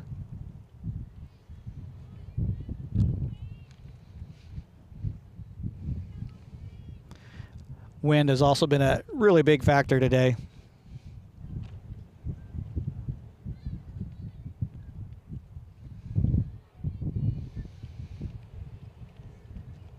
So coach really liked the way Grady tracked that ball. Even if she knew she wasn't swinging it, you can see with her head, she's tracking that ball all the way to the catcher's mitt, making sure she sees how that ball delivers and drives. Right there is going to be a drive out the right center field. That's going to score the winning run from second. Zinger all the way around third. She easily coasts in to home, and that's going to be the ball game. Grady with the double to right center field. Driving in that winning run to get the run rule here in the 6th inning. 10-run rule for the Mustangs. 11-1. Again, great pitching game by Brenda Zeller. But Mustangs 11 runs on 15 hits, 3 errors for the Mustangs. St. Mary's Bears 1 run on just 1 hit, 6 errors. Again, those errors was what we were talking about. Brenda Zeller had a game though. 6 innings pitched, 1 hit, 1 run, unearned, no walks, 11 strikeouts. That'll help her ERA as a winning pitcher. Sing Dillon, 5 2/3 inning pitches. She had 15 hits, 11 runs, 7 of them earned, 2 walks, 3 strikeouts, hit 1 batter, picking up the loss here on the season. So that'll wrap up our coverage of Game 1 in today's doubleheader. These two teams will be back in action right here, probably in about 30 minutes. So go ahead, folks. It is 6:07. Grab yourselves a bite to eat. Take care of business. Join us back here in about 30 minutes for Game 2 on Backroads Broadcasting. I'm Judd McCormick. We're going to take a break, but we'll BRB.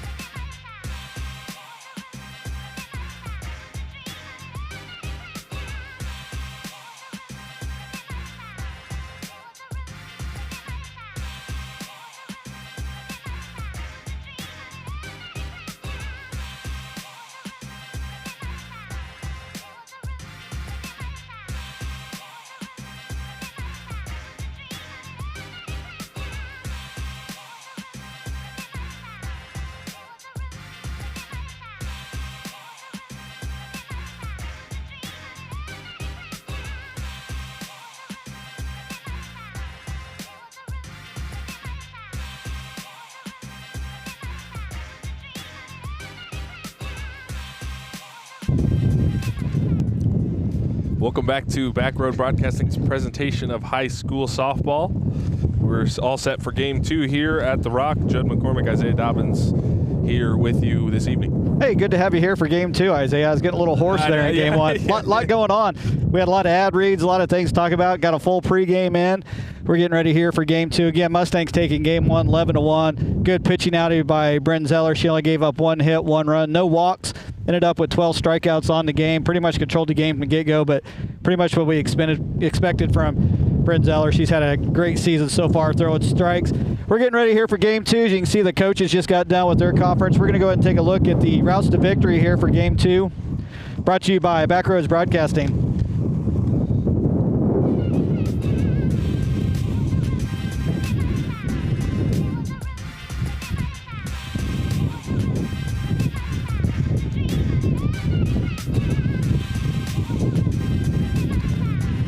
For the Rock Creek Mustangs, you want to pound that strike zone. Aislinn Rottinghouse had taken the circle. She struggled at times throwing strikes. We want to be patient at the plate. Number 2 pitcher coming up for St. Mary's. Wait for him, and we don't want to give up any free bases. No free bases, no walks, no errors, nothing extra for the Bears. And for the St. Mary Bears, be aggressive at the plate. Want to get hits early and often. Paint the edges, you know. You want to not right up the middle, you know. Kind of like last week, where they played Cowboys, you know, they want to get hits where they can. And put the ball in play, whether that be on the ground, in the air, or a home run. Yeah, for sure. With the way the wind's blowing today, put the ball in play. Anything could happen. We saw that in game 1. So, yeah, Aislinn Rottinghouse, I actually think the wind's picking up. Aislinn Rottinghouse, the freshman pitcher for the Mustangs, at times has a little bit of command control, throws about 60% strike rate, not quite as high as what Zeller's doing, but again, just a freshman. So that's what we talked about. Want to really pound that zone. If you're hurt, make sure you get it in the zone. We don't want any walks. If you get runners on the base with this wind, you never know what's going to happen. So Isaiah back in action with me here. We'll try to work him into the game as much as we can. That's right. Sorry I brought the wind with me when I showed up. I mean, it's a little crazy out here. Yeah, it was windy game 1. I do think it's already windier game 2. Yes, definitely. I'm sure it sounds wonderful as you're listening at home. Okay, we're all set here, getting ready to go. That first pitch, ball just outside.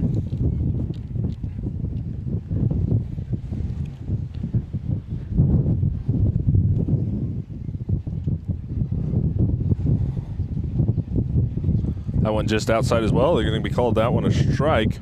1-1 count now.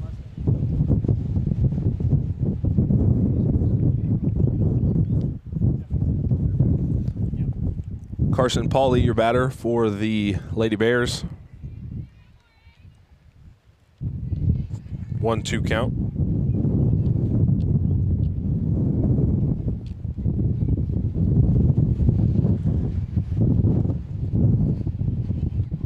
Maybe I'd have my mute button ready to go more often.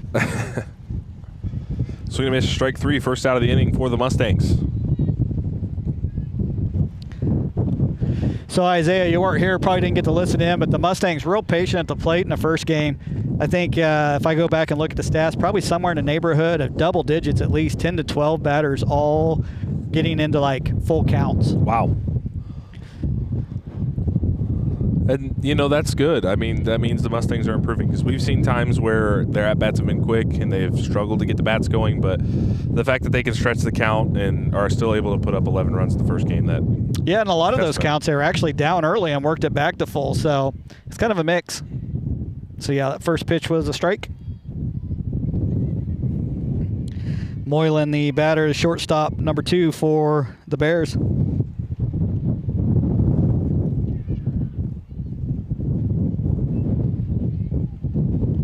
Here's the 0-2 count.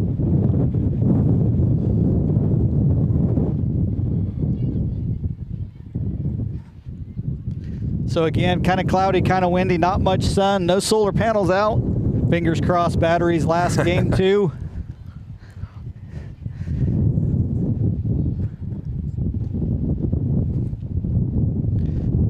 If you're an electrician and want to figure out how to run a plug-in from the scoreboard out here at the Rock over to center field for us to plug into, that would be amazing.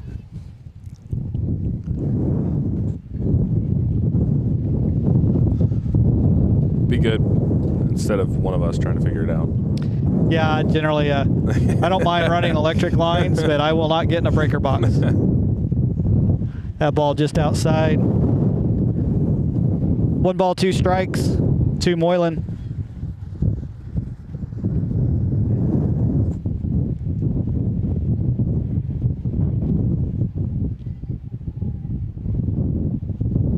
Big swing and a miss. And I know I asked you this question when the Mustangs were at home for our first at-home broadcast of softball, that the wind definitely could be a factor, I would say, in conditions like this. Wind was a huge factor. Actually, there was probably a couple home runs that were robbed by the wind. There was 2 really tough shots, hard hit balls by the Mustangs to right field. That swing and miss to Sing Dillon, who was a pitcher game 1. She's going to be the designated player here game 2. But yeah, Reese Grady had a drive into right field that probably would have been out had the wind not been blowing in like it is. And then Bryn Zeller, I think, also was the other one that had a hard hit out to right field. But at the same time, they had some outs that would have been easy outs for the outfielders right. Floated out to play or miscommunication, or it's an equalizer. Like I've said in that very first game, the wind is an equalizer to defense.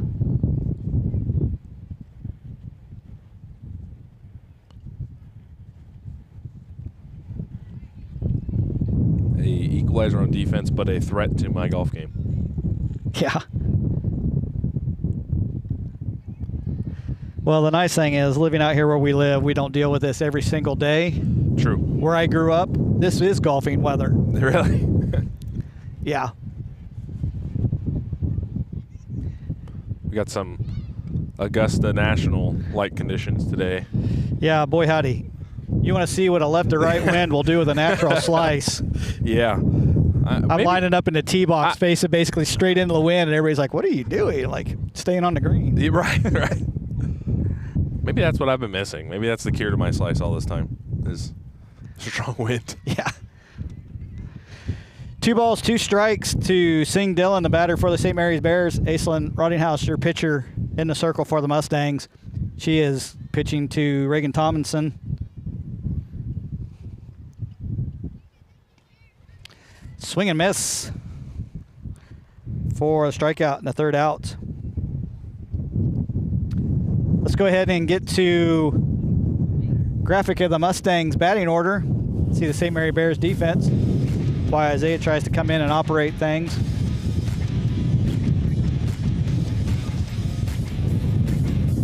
So for the Mustangs, leading off again is going to be center fielder Tegan Zinger, followed by second base Reese Grady, third base Brooklyn Plummer batting third. Cleanup spot's going to be right fielder Allie Jones. Batting in that 5th spot's going to be first base Eve McComb. Your pitcher Aislinn Rottinghaus batting 6th. Chloe Purvis is your designated player in this game. Will be batting for right fielder or left fielder Macy Clark, Reagan Tomlinson, and then Haley Smith.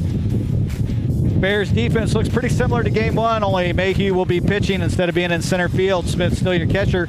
Popple-Ryder won't be batting, but will be playing first. She'll be your flex player. Pauly at second, Moyland at short, Zimick at third, and left to right. It's going to be Kent. McCann is going to be your new center fielder for game 2. She came in and did some courtesy running game 1, followed by Gideon in right field. So there's your Bears defense, your Mustang batting order here, getting ready to go in the bottom of the 1st inning. And really a power block for the Mustangs in that batting order, 3 through 6. Plummer, McComb, Rottinghaus.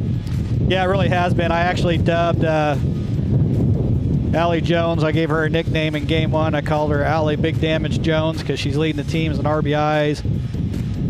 Basically slugging percent, home runs. Right behind her, though, is Brooklyn Plummer in that 3 spot. So, yeah, those two. And, it's never bad to have a former All-State player in Eve McComb at first base. It's batting right behind all that. Newcomer right. Aislinn Rottinghaus. Aislinn has a lot of strikeouts, but does have big power. But here we go. Zinger, your leadoff batter for the Mustangs. First pitch strike there.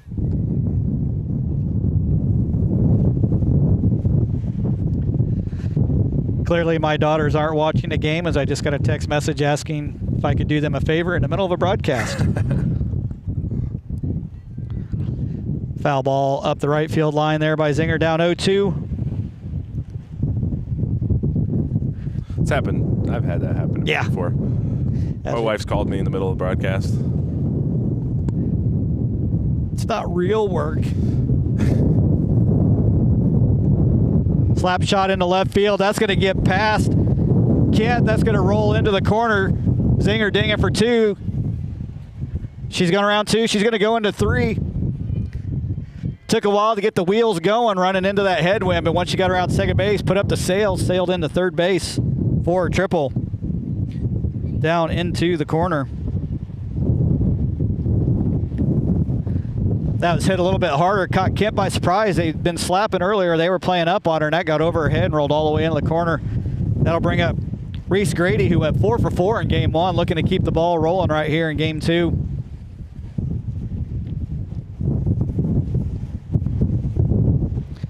Again, Mayhew, your pitcher game 2 for the St. Mary's Bears.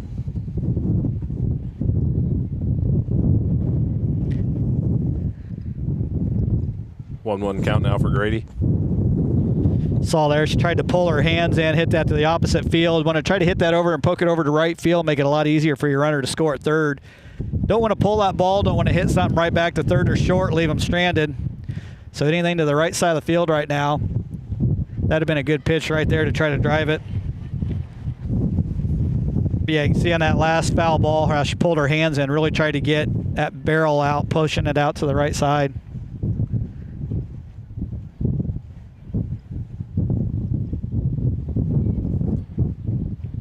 Good patience there. 2-2 count. Yeah, Bears really trying to work that outside edge. You know, if they had the same umpire they did at game 1 at Chapman here, they probably aren't that far out of the strike zone. That strike zone got wider and wider in game 1 against Chapman. But again, here we go. Second verse, same as the first. Full count here for Grady, number 2 batter already in game 2. Mustangs working those counts. And she gets the walk.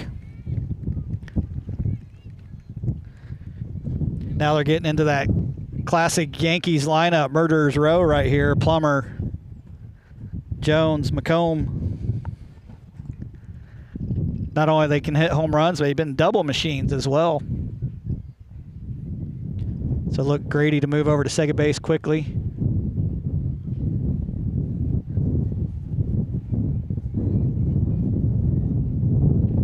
So Grady over to second on a defensive indifference. Now 1 ball, no strikes to Plummer here. 2 runners in scoring position. Ducks on the pond, you'd say. Hard ground ball just bounces over Moylan's glove there at shortstop. Grady was going hard right off the bat. McCann tries to make a throw all the way home. That's going to allow Plummer to move to second base. So miscues a little bit there. No chance for Moylan to make that play. Just took a funny hop right over her glove. Like I said, Grady was going on contact. She scored on that easily, but then the throw coming in allowed Plummer to move over to second base. So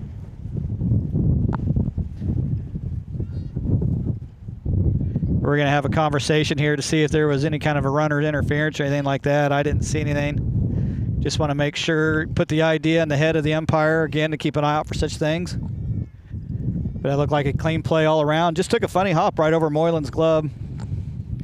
I think she had a bead on it, but sometimes you get into game 2s like this, the ground gets a little bit choppy. Things like that will happen, especially making a play off to your side. She was running for it pretty hard. So, Allie Big Damage Jones, as we say.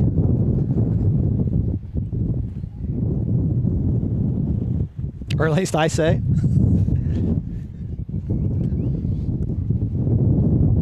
Goes well.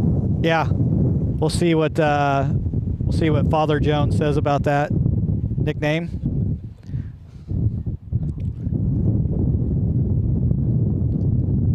Two balls, no strikes. I mean, it's fitting in the sense that, you know, we talked about when the Mustangs were on the road to Wamego and Allie Jones had that huge home run late in game 2. So very, very fitting, very fitting. Yeah, and she's, like I said, leading the team in home runs. Mustangs as a team have 21 home runs already through the season. Going to be tough to get one today. We almost saw one out to left field.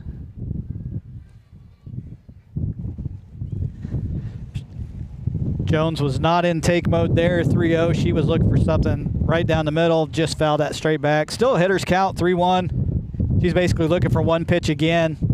They're going to try to probably get her to chase something on the outside edge.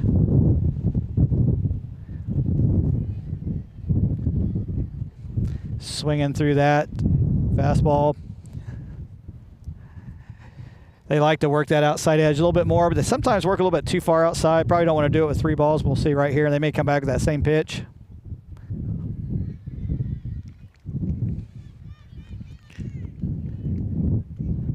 Like a Marine's haircut. That was high and tight.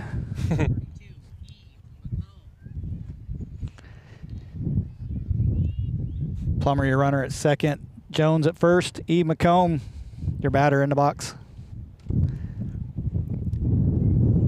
That ball just foul up the right field line. It was interesting, game 1, McComb would foul some off to the right side. Looked like she was way behind on the pitch. All of a sudden would just rip one hard down the left side. It's like, okay, got to change defense again. Not only is the wind a factor, if the sun decides to come out, it could become a factor for those on the left side of the field as well. We've talked about it here before already. Kent in left field trying to shield her eyes from the sun. Yeah, and battling the occasional raindrop. That line drive, that's going to be down into right field. Gideon gets it, tries to fire home with it. And all the runners advance one base. Thought she may have had a shot at first base, but McComb got down the line. So now we got bases loaded.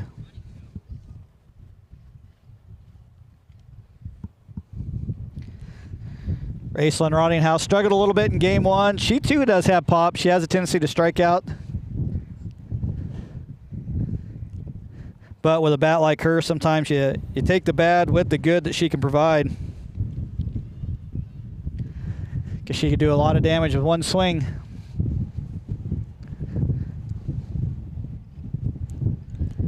As Eminem would say, one shot, one opportunity. Do not miss your shot to go. Yep.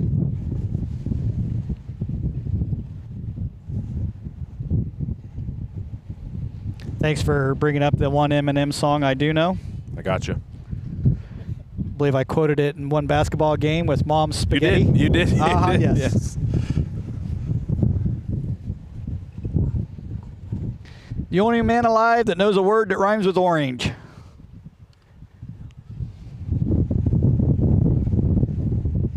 Pop back foul. That's going to be caught by Smith, the catcher. Now batting for the Mustangs.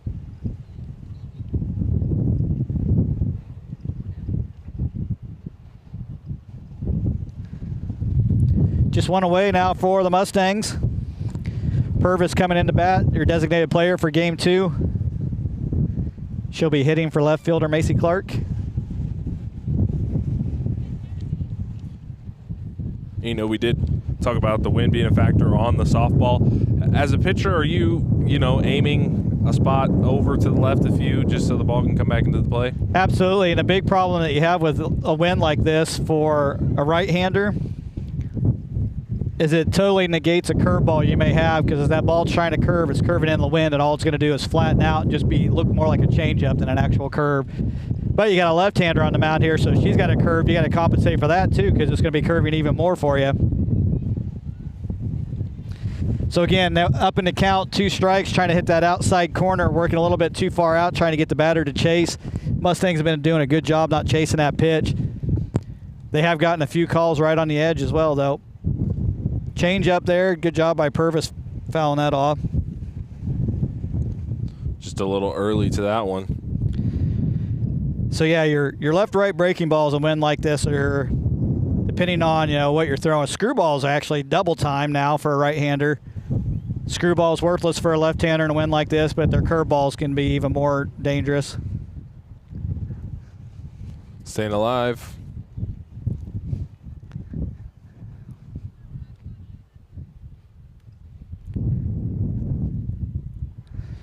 Yeah, so when they're rotating the hand over the top, they're throwing a drop ball. When you see the hand rotating underneath, they're throwing a rise ball. Sometimes they'll come across their body a little bit. You'll see that curve ball.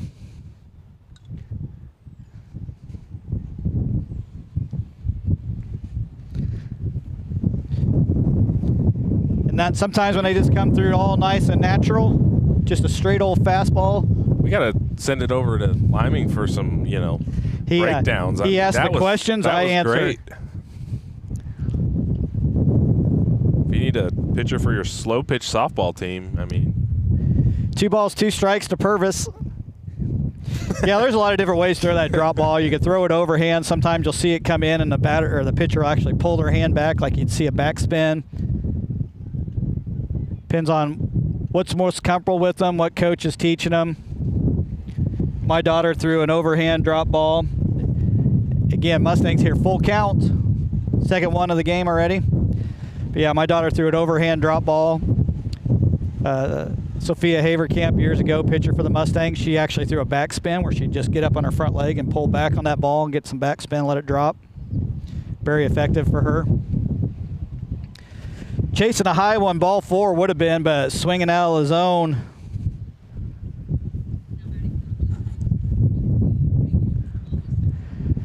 Out number 2, that's going to bring up Thomason, the catcher. Yeah, it's amazing the amount of spin you can get on a ball and the amount of movement you can get to happen in 43 feet. That ground ball over to Moylan. Moylan up with it quick. Over to Popplewriter. Well done there by the Lady Bears to limit the damage of the Mustangs. Bases loaded. Scored 2 runs that inning, but we're really able to keep them off the board. Yeah, let's go ahead and get to this bottom half of the first inning, brought to you by Taussig Garden Center.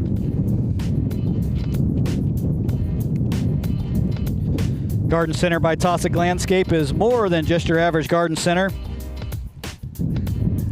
Seasoned professional contractor or DIY enthusiast at Garden Center, Taussig Landscape has everything you need to create your dream outdoor space. Open now through October. Join the Garden Center for exciting events and workshops designed to inspire and educate. From gardening tips to landscape design ideas, there's something for everyone. Located at 4245 Appleyard Road, be sure to follow their Facebook page for up-to-date information about hours of operation and Garden Center events. The Garden Center by Taussig Landscape, enriching lives through the outdoors. And we didn't get a chance to do it in the first inning because the wind was blowing and we were busy, but let's go ahead and get a look at the Mustang defensive lineup.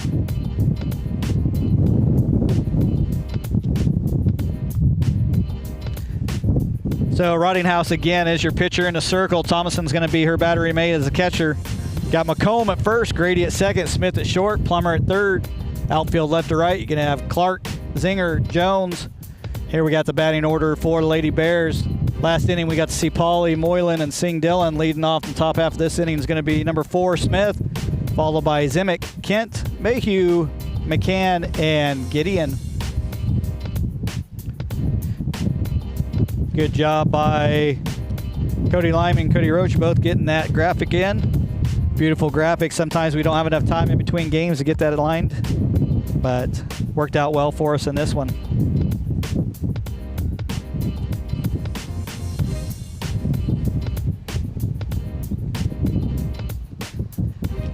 Smith, your batter.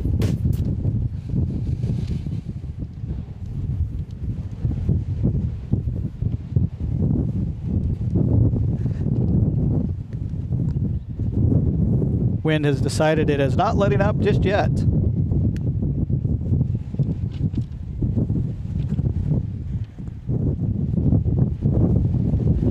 1 ball, 1 strike.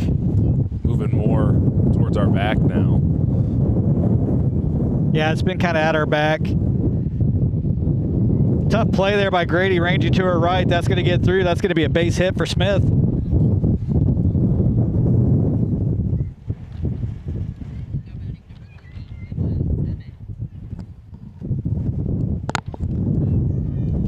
Going to bring in a courtesy runner for Smith.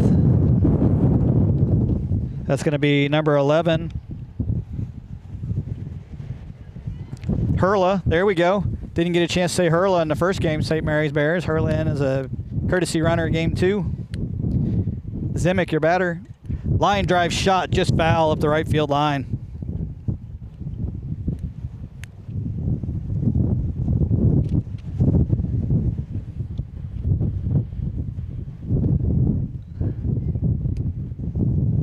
Mustang baseball game just getting underway. That's in the top of the first inning. No score over there. Last game, Mustangs won that game 9-0. They're just getting underway in game 2 of their doubleheader. Yeah, we're already into the top of the second of ours. Mustangs leading 2-0.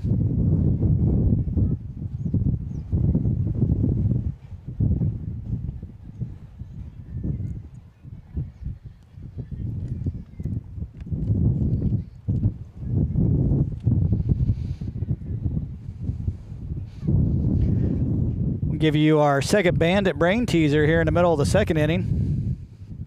So you want to stay tuned for that. Get a little education. I missed the first one. The answer was C. Good to know. I'll get this one by process of elimination. Foul ball there. No, it was, what is the record for most home runs in a season by a team? And it was 59 by Bishop Carroll in 2014, I believe was the year. And I brought that up because the Mustangs are at 21 home runs. And that's pretty good. I mean, that's, you know, for 20 games in a season. yeah, now you got 26 games in the season, so now we're talking about some of those team records may be able to fall now if the seasons are a little bit longer. Right. I mean, that's at almost 3 home runs a game. That's pretty impressive. Zimick works the count full.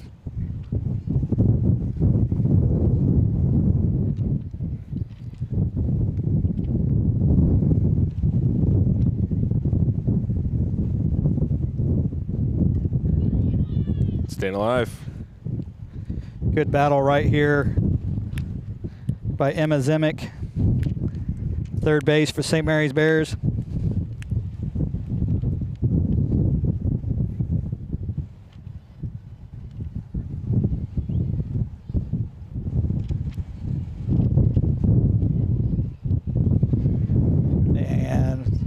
That pitch high, just a bit high. Just a bit high. So, first walk of the game. No outs here in the top of the second for the Bears. Runners on first and second. Coming up to bat is going to be left fielder Kent.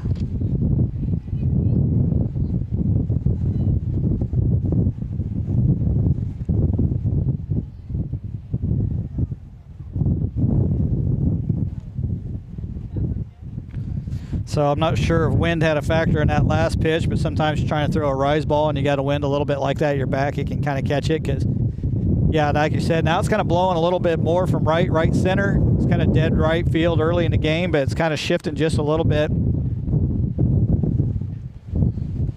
And that could help the pitcher out a little bit, get a little more oomph behind it, but definitely going to give more oomph to the fastball, but it's going to take a little bit away from the changeup. So, but you can get a rise ball, it can sail like that on you too. So, right. Yeah, conditions are a little bit tricky. You just got to make the adjustments. But yeah, wind was straight out south, now basically coming south-southeast. Good pitch right there on the outside edge for a called third strike. Aislinn Rottinghouse needed to get that out, and the strikeout. Could use another one right here coming up to bat for the Bears. Going to be pitcher here in game 2, number 5, Mayhew. Left-handed thrower, left-handed batter, natural left-hander.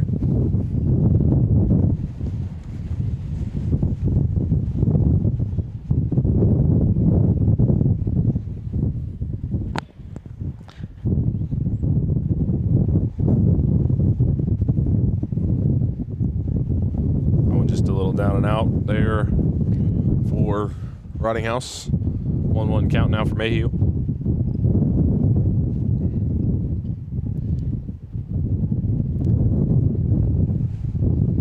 Nice pitch right there. Looked like a screwball based off her arm action. Comes down the middle. Looked like it was going to basically be probably inside, ends up hitting right over the plate. I know we're approaching that midpoint here on the season, but we've seen a pretty good arsenal from both opposing teams and the Mustangs. Yeah, for the most part, we've seen pretty good pitching this year.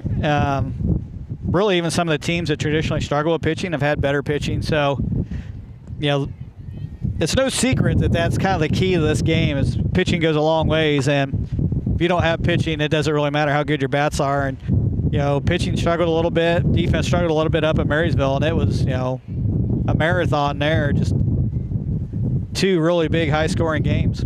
And a swing and a miss on a rise ball there for that second strikeout. So good work there by Eastland Rottinghouse, taking away those threats so those balls get put in play. Now you got McCann, the center fielder, coming up. And really, you've got your forced play. You got 1 play to make if you're the Mustangs.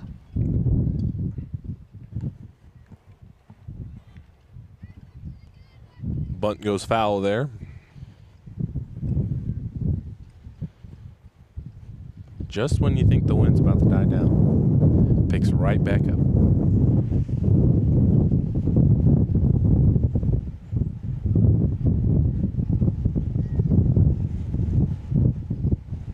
Yep.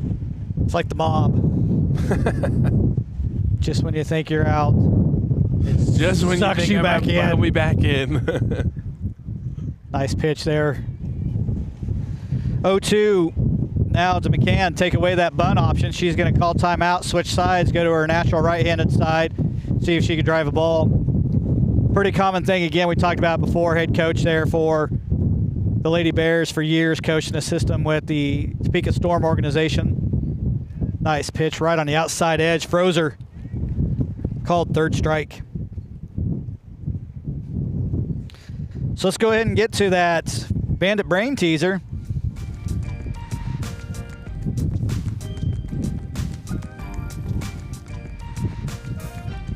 Well, what do we got for this one? What is the Kansas High School softball team record for lowest ERA in a season? Earned run average is at .38, .58, .78, .98. The key to that is it doesn't matter. It was really, really good. Yeah. We'll have that answer for you here in just a second. Also, this half of the inning is going to be brought to you by Outdoor Bank. At Outdoor Bank, they know every business is unique, which is why they take the time to understand your business, provide customized solutions that meet your specific needs. Outdoor Bank takes pride in providing personalized service and support to help you achieve your financial goals. Whether you're looking for business loans, treasury management, or card solutions, their team of experienced banking professionals is there to help.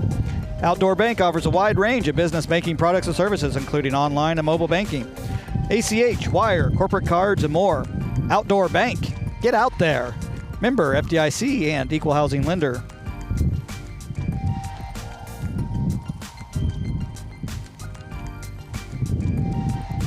And we'll have that answer for the Bandit Brain teaser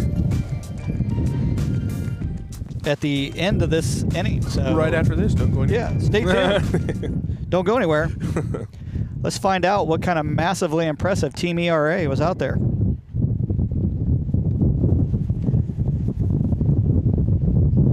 Mayhew back in the circle to start the bottom of the second inning. Haley Smith is going to be your batter. Number 9 hitter for the Mustangs, playing shortstop. A little bit of a matrix dodge there. Ball 2. Bullet time. Cody Lyman, bullet time, go. We just gotta, when we make a reference, we just gotta have a Cody camera, and we just cut to him for reference purposes. Yeah, I wish you guys could have seen that and realized he came in dead last in the limbo contest. Line drive shot, Haley Smith over to first base. Way to not give up on the play there. Able to make the out at first. Back at the top of the lineup for the Mustangs, Tegan Zinger leading things off. 1 out on the board here at the bottom of the second. Tegan Zinger leading off the game with a triple. Change up. Just looks good from here. Just misses, apparently. I thought it looked good as well. Kind of froze the umpire. I thought that was a really, really good changeup. Maybe the folks at home couldn't see it. I couldn't tell if it was in focus or not. But, yeah, really good pitch. As McCann, the new center fielder, that ball's popped high in the air. Let's see there again. The wind's going to take that out of play. That could have been a guaranteed out. Not only that, but, I mean, could have been good down the third base line. Looked like it was going foul off entry, though. Yep. And tough break for Cody Liming. Drops his soda. It's all fizzy and undrinkable for at least an inning and a half now.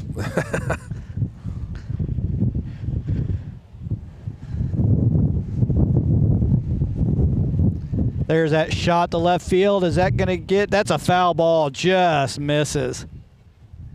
She almost had a shot at least a double there. We're talking a matter of inches there. The inches we need are everywhere around us.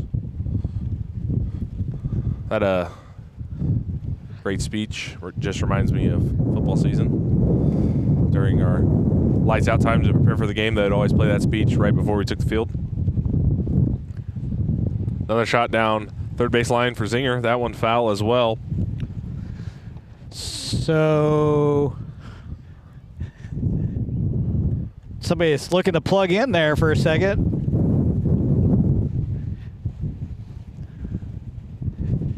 Haven't had a chance to talk about it, but if you tuned in for the Rock Creek Prom walk-in, I don't know if we mentioned it at our last broadcast or if we've had one since then, but Isaiah and I were responsible for that. So if you have any complaints, that was probably 100% my fault. Yeah, you can direct those complaints to Cody Liming or Cody Roach with Backwards Broadcasting. And once again here for the Mustangs, continuing the trend of the night, another full count for Zinger. Yeah, so when sound didn't work, Judd's fault. Camera out of focus, Judd's fault. Another foul ball, back out of play.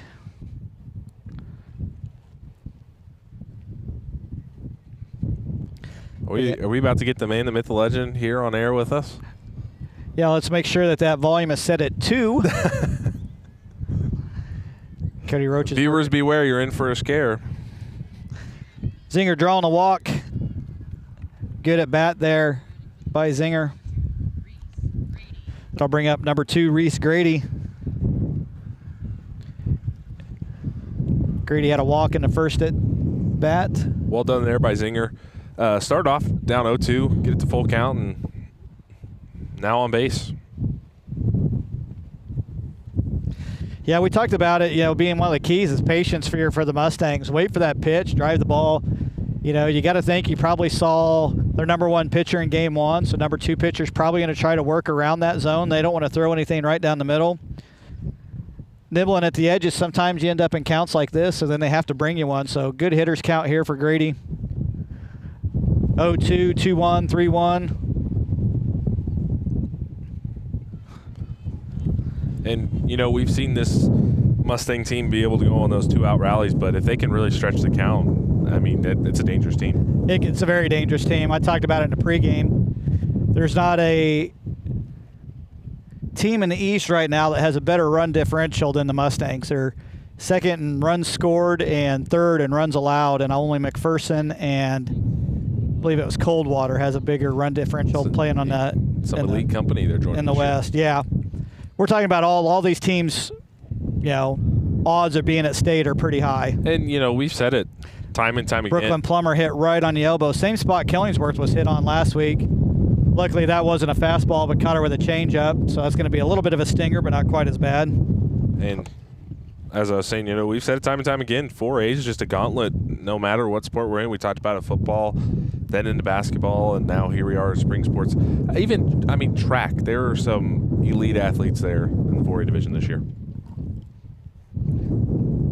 All right, looks like we have Cody, you're hot.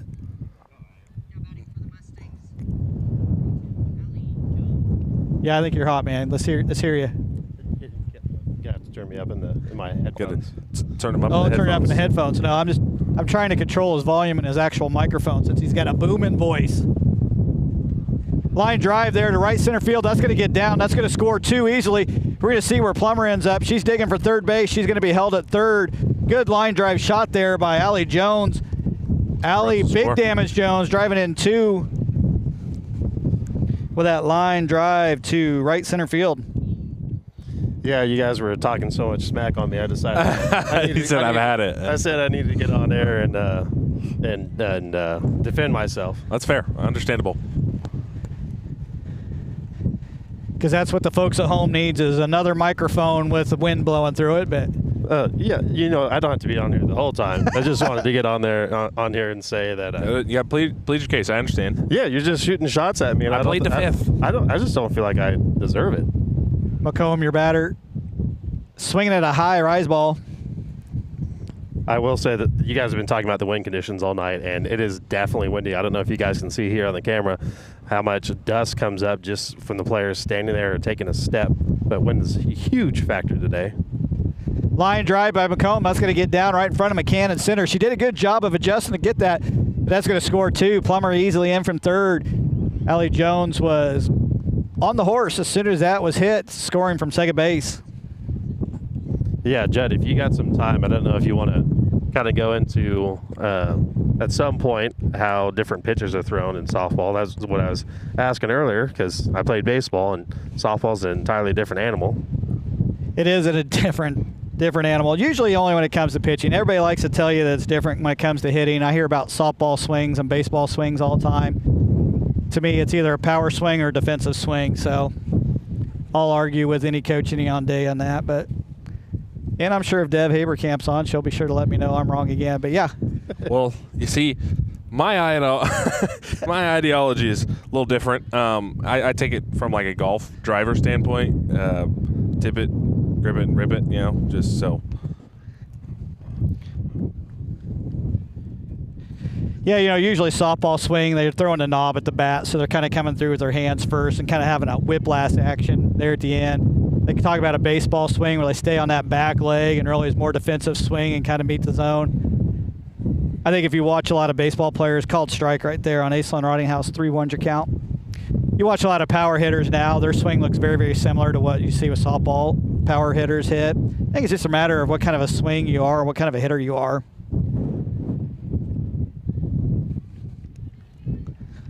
I taught my kids they swing is like, okay, use your power swing on certain counts, and then when you're in defensive swing, stay on your back foot, protect it like kind of a more of a baseball swing. So that's why I've never really equated them to that, a softball, baseball swing. Pop up on the infield there by Rottinghouse. Pitcher Mayhew's going to make that catch. Well, too, can't always go power. I mean, we talked about one of the keys of the game for the Lady Bears there, just finding hits where they can, putting the ball in play. Yeah, we talked about, different style of play between the Bears and the Mustangs. Mustangs are a power hitting, power pitching team. They struggle at times putting the bunt down. They're not a small ball type of team. They want to drive the ball on every single thing, every pitch for the most part. They're swinging. Bears, see a lot of them come up left-handed, trying to slap the ball, trying to bunt the ball. We'll switch over to the right side if they need to. Good pitch there on the outside edge by Mayhew. After one inning of play, trying to read the baseball looks like it's score 9-0 Mustangs in the bottom of the first. Swinging through the rise ball there on Purvis. So we talk about the different pitches. Yeah, softball, you've got a drop ball, you got a rise ball, you still got a curveball, screwball, change up. Different ways you can throw all those. So you don't really. Out of all those pitches you listed there, Judd, what is, some that you would have in your arsenal that you would say must-haves? Well, your must-haves is obviously you're going to just have your traditional fastball. That's going to be the first pitch you ever learn, just trying to throw a ball, try to throw a strike. Again, here the Mustangs full count to Purvis. Usually your secondary pitch you come along and sometimes I usually went with a changeup as a second pitch, and then you can actually have an off speed that's somewhere between your changeup and your fastball. So you have 3 pitches with basically one delivery type. And that's going to be called on the outside edge. Good pitch right there by Mayhew to get Purvis looking for out number 3. Top of the third inning is going to be brought. First we're going to do Banded brain teaser. Yeah, we got the banded brain teaser answer, right?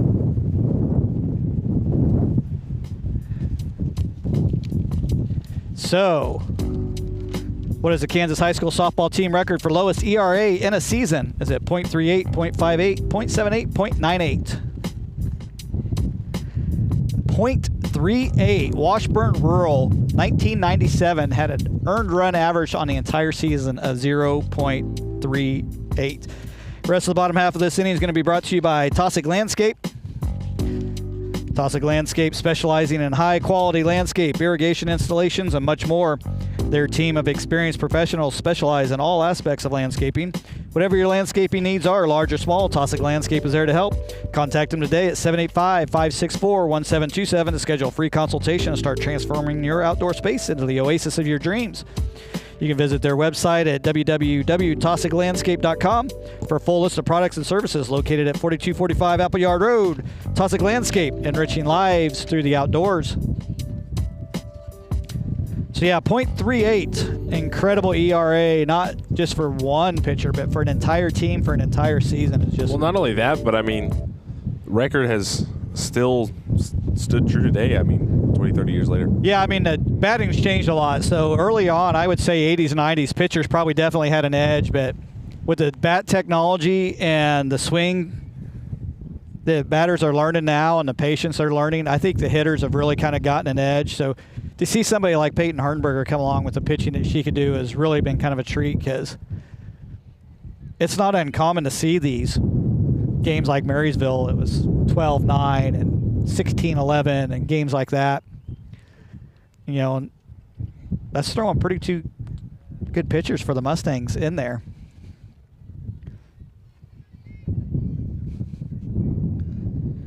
Two balls, one strike to the right fielder for the Bears, Gideon.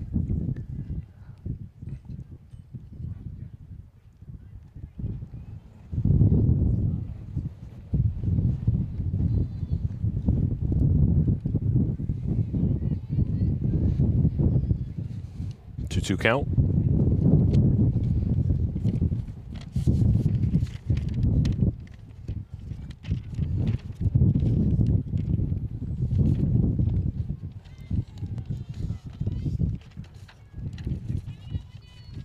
Got her looking. That'll bring it back to the top of the lineup for the Bears.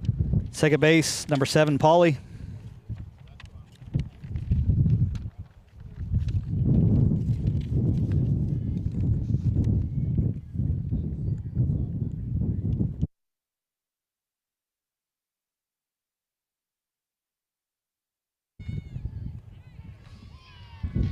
Got the bunt down. Looks like, I think she beat out the throw. I don't think the drop's going to matter. We're going to go with an infield single on that.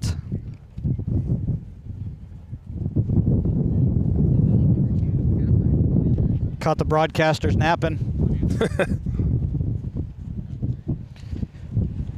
Trying to re-secure the table from the 30-mile-an-hour winds. Up to bat's going to be number 2, Moylan. That wild pitch is going to allow Pauly to move down.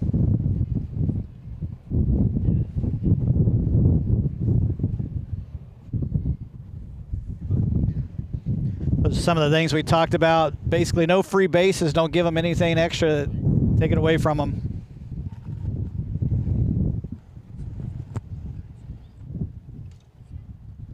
Be shot out to third base line. That'll go foul. And if you've ever played softball or been a parent that's been at a softball field, when I say free bases, let me know what immediately goes through your head is the chant.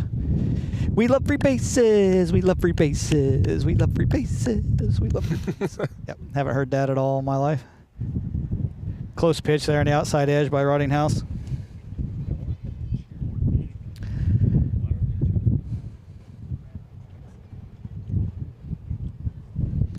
Two balls, one strike. 3 balls, 1 strike. Another wild pitch. That's going to allow Pauly to move over to third base. So 2 wild pitches, and all of a sudden Pauly's moved from first to third. Now only 1 out. Can get a run across with anything, any play, or any hit to the field, I should say. Just missing with the drop ball.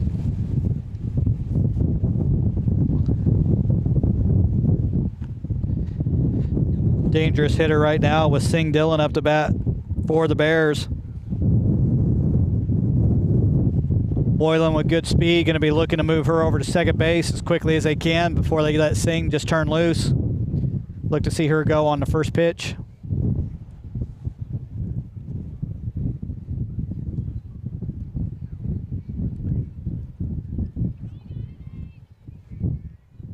1-0 count. First pitch there, just a little high for Rottinghouse.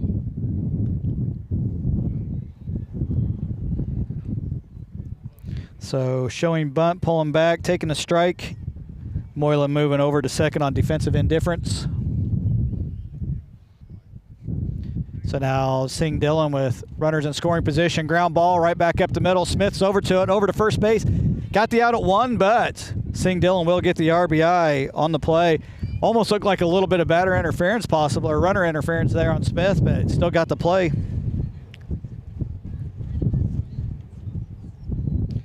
Ranging to her left, get that ball. 2 outs now. Smith, the batter.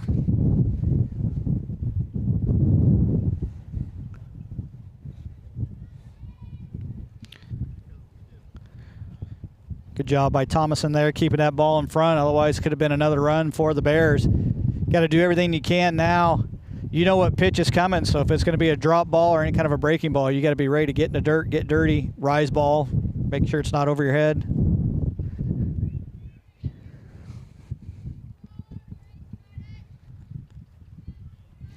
So we talk about a drop ball.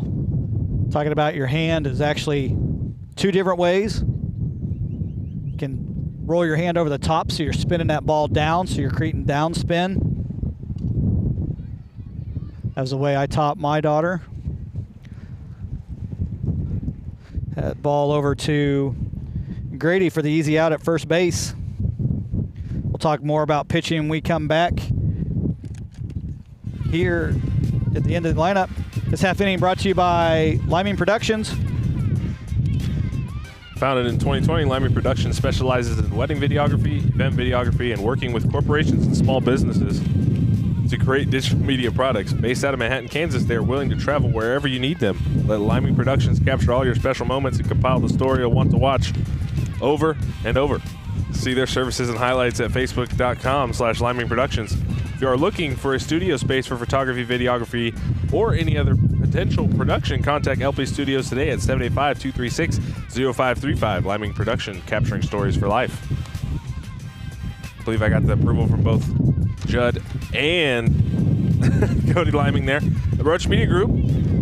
Roach Media Group, where media work is their true passion and their primary focus. Located in St. George, Kansas, they are your local friendly professional photographer with an assortment of packages available for engagements and weddings.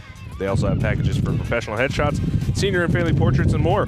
Providing high resolution image files or prints taken on location or in their studio, Roach Media Group can also provide professional edits. If you are a realtor, Roach Media Group is your local area expert in real estate photography and videography. Ask about the drone and 360 view camera tours when you reach out to them today at roachmediagroup.com or call 785-979-0527.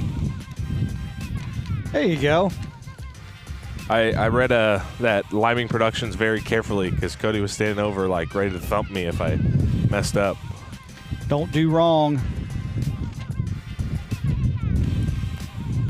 How'd I do, Cody? Oh, I got thumbs up. We're good. We're good. We're good.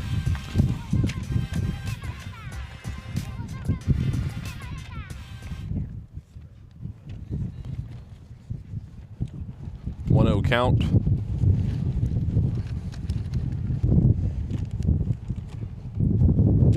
Hello, wind.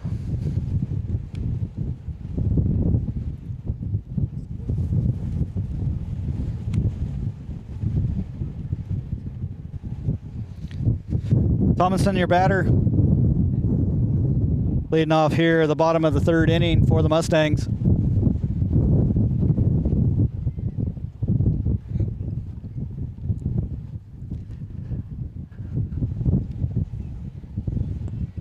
Three-0 count for Thomason.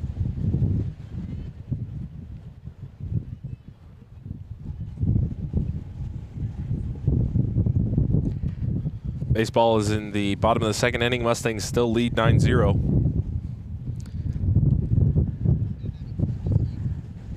Gonna have a courtesy runner come out for Thomason. Looks like that's gonna be number 9, Sam Killingsworth.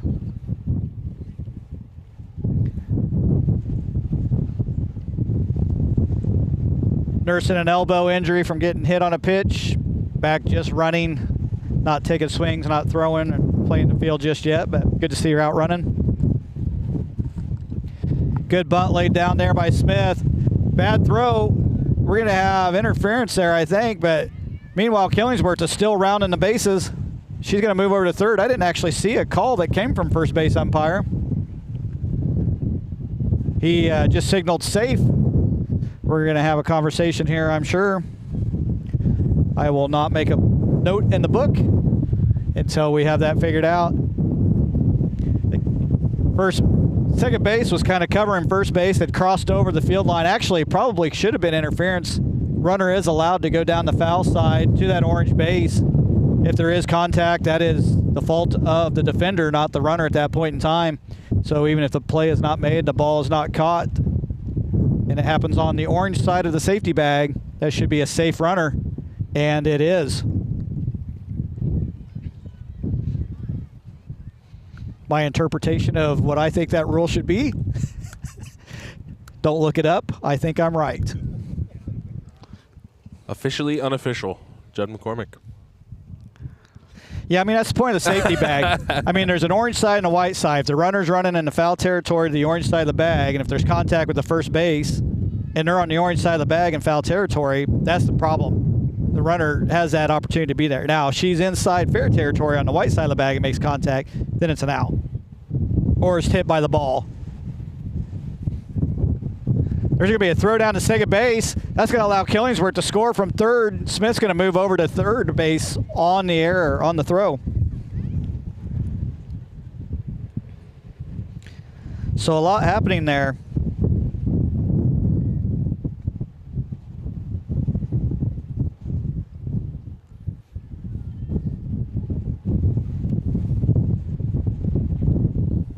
That'll be a shot out to left field. Just gets past the left fielder. This could be extra bases for Zinger. One run will score. And she'll be held up at second.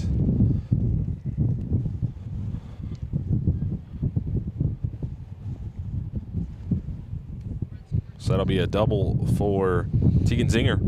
Good thing you were there to witness that. I was still scoring. I got you. Error and It's the least I could do, you know. You did the whole first game by yourself. That's the least. All right, we're going to have a coaching visit.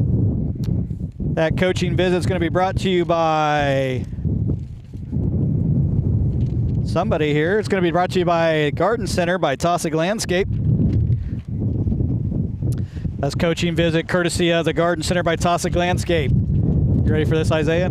If you're struggling with command of your outdoor project and can't get a good grip on your plans, visit the Garden Center by Tossick Landscape today to get the coaching and expert advice on how to achieve that striking outdoor design that will make everyone stop walking, get out, take a seat, and enjoy your outdoor oasis. Wow. I got to tell you, who was in the studio? Wordplay. Wordplay there. It's crazy there. That's awesome. Again, that coaching visit brought to you by the Garden Center by Tossick Landscape, enriching lives through the outdoors. I can, you know, they really do some good work. My grandparents recently had some work done by them. New retaining walls, planters, and really cleaned up the property. Looks great. Yeah, so we're going to have a pitching change here. Looks like number 24 is coming in the pitch for Mayhew. That'll be Popplewriter, the flex player. So you could see the shot from our camera operator there, Cody Liming at the flag. Wind is howling here this Wind evening. is howling. Looks like number 13.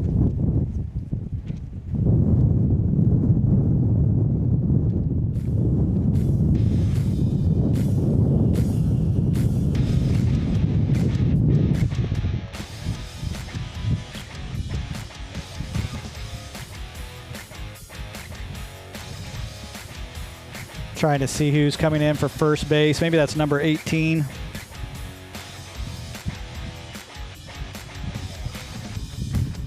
Heigert.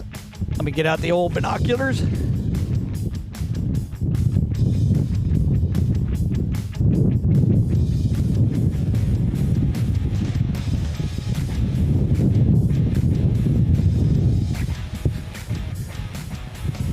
No, it is a number 13 at first base.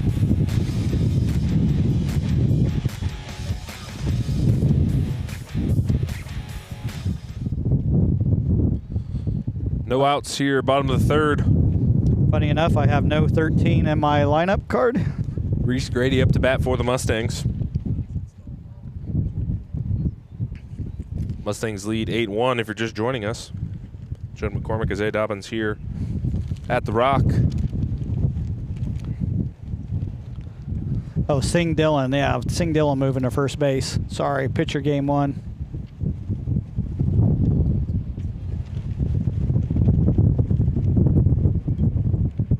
One-0 count for Grady. Runner on second. That's Zinger. And we're going to have an overthrow at third. Zinger's going to advance to third. Will stay there. Be error on the Bears.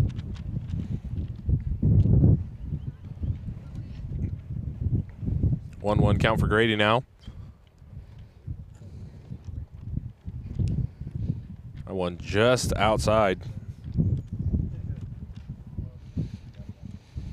Yeah, good job back up there by new left fielder. That's going to be starting pitcher Mayhew, now your new left fielder.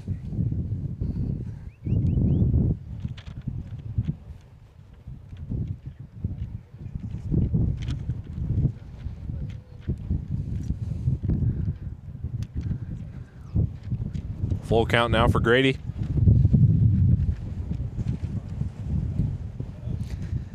Haven't seen any of these tonight. Full count's been a rare thing in game 1 and 2. And she's going to take the walk.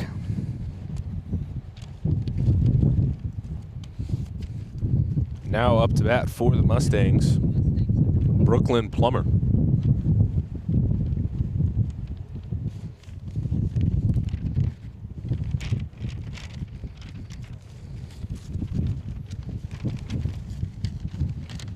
Swing and a miss, strike one for Plummer.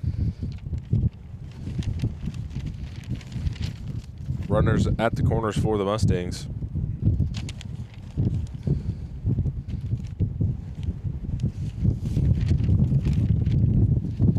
That one just inside. As Grady will steal second. One might call that a defensive indifference. That ball way out. Yeah, just when you think it's starting to die down, it like comes back with a little bit more force. It does. And, you know, the age-old Midwestern saying here, it wouldn't be so bad if it wasn't for the wind. Right. You could say that when it's cold out, when it's warm out, or when it's nice out. Yeah, I can definitely see why there's a chance for severe weather tonight. Between the humidity that we had earlier and the wind that we're getting now, it could be a wicked combination later.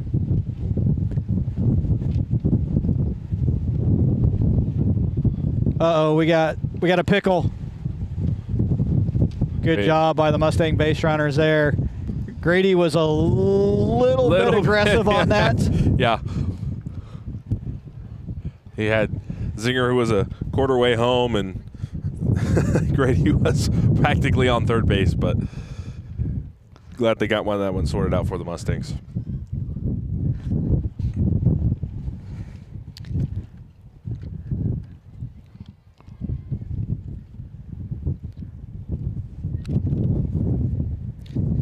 Jones up to bat, 1 for 1 in the game. Tough strike right there at the knees for her. Runner at second and third. Zinger at third. Grady at second. Good speed on the bases. Comebacker right to the pitcher, Popplewriter. She's going to make the play over to first. But that'll score a run. RBI for Allie Jones, and Zinger scores. Grady advances to third. Now Eve McComb with an opportunity to bring in another run for the Mustangs. She's 2 for 2 in this game.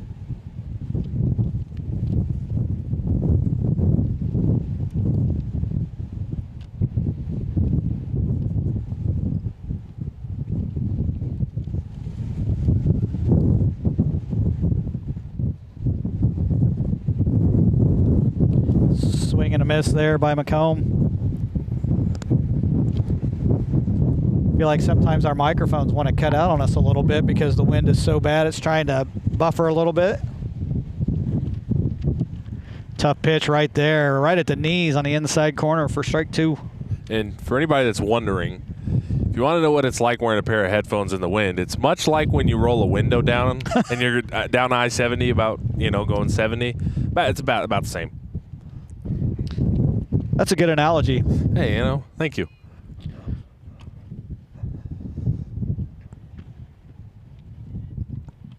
I try my best. Yeah, I don't know what it sounds like coming through the microphones at home. I'm trying to cover it up a little bit. That ball's popped about 120 feet in the air, and luckily the wind takes it about 60 feet out of play. The lights are on here at the Rock.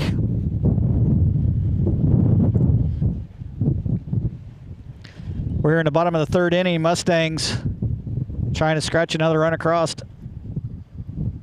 One just outside from McComb. What's that you say? Count. What's that you say? Full count. Full count. Very curious to go back here and look at the tapes to see how many full counts the Mustangs have had tonight. McComb staying alive. That'll go foul down first base line. 9-1 your score here, bottom of the 3rd. Runner on 3rd, that is Grady.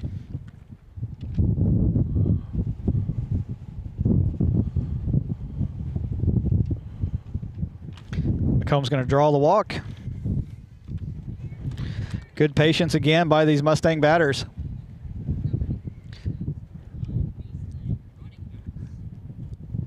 Rottinghouse will be your batter. She is 0 for 2 in the contest. Looking for her pitch to do some damage. There's that good pitch again, right on the inside corner at the knees. Tough for any hitter to kind of pull their hands in and go down and golf club that one anywhere.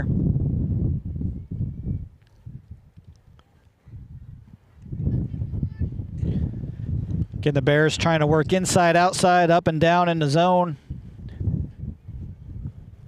Trying to keep the Mustangs guessing. The Mustangs been doing a good job of waiting for their pitch. Getting a lot of full counts, getting quite a few walks, not very many strikeouts, but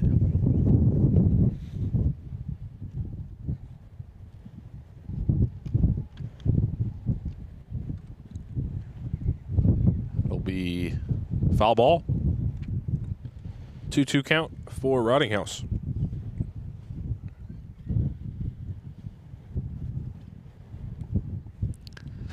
so Mustangs trying to go for the sweep of the Bears. It's been a while since they've done that. What's that you say? Full count. They've split with the Bears more often than not the last few years. Full count could be a great sponsorship opportunity for a restaurant. Boy, it sure would have been tonight. Bases loaded for the Mustangs. If your belly is as full as the counts we've had tonight, then you've had a good night eating. Going to have a courtesy runner coming in here for Aislinn Rottinghouse. Another good opportunity just from Cody Liming, an accounting service. An accounting service. It's good, man. That's good. Looks like number 19. This guy, he's got it figured out. Yeah, all he's got to do is go sell the ad. Elaine Wilson of a Wilson Accounting Service, if you're paying attention, this is for you.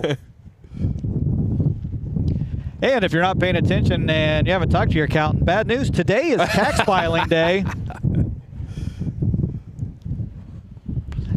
So, bad throw back to the pitcher, going to drop on the ground. That's going to allow Grady to basically steal home.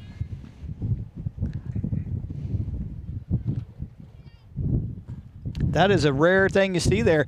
We talked about it earlier in the game. Pitcher has the ball in the circle cleanly. Basically, the runner has to decide if they're moving forward, moving back. Grady never stopped going forward. Pitcher dropped the ball on the throw back. Grady just took off and stole home base.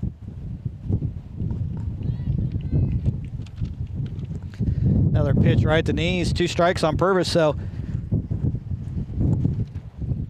if Popple Rider gets out of this one, Grady basically stole a run for the Mustangs right there.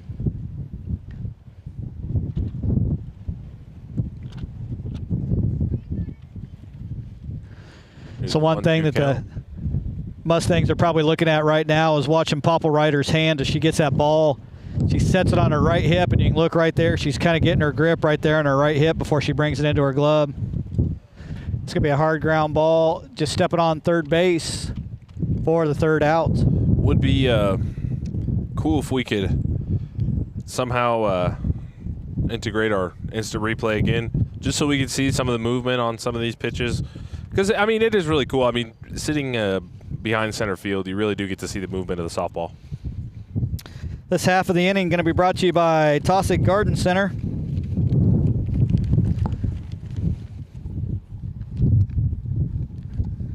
Garden Center by Taussig Landscape, more than just your expert source for all your landscape and hardscape needs. They're also your source for expert advice, planning, and design throughout the entire outdoor season. The Garden Center by Taussig Landscape, located at 4245 Appleyard Road, has special events for everyone. Designer days, base blooms and berries, potting parties, walking trail excursions, demonstrations, and learning opportunities. Visit their Facebook and sign up today. Stop by this Thursday, April 18th, between 11 and 1. Get your weather radio program by WIBW's own Jeremy Goodwin. The Garden Center by Taussig Landscape, enriching lives through the outdoors. So I know we talked about it. Also brought to you by Backrows Broadcast. Hey, we've got ad yeah, spots now. that's Quit right. talking. Sorry. Backrows Broadcasting. Now I gotta find it. You threw me off. Come on, we've read it. We've read it multiple times, Jed. We should have this down. It's a new one. Do you have an idea for a new show or broadcast opportunity but don't know how to get started? Contact us here at Backroads Broadcasting and bring that idea home from concept to production. We're looking for entertainment, event shows, and event content creators for our Backroads Broadcasting BRB channel. Podcast skill shows, talk shows, how-to shows, instructionals, and hobbyist shows. Backroads Broadcasting can also bring live production of parades, music festivals, or non-school sporting events. Contact us today at sales@brbc.live or 785-236-0535. Backroads Broadcasting, bringing the action home to you, and maybe even bringing the entertainment home to you. Woo! We got a pitching change.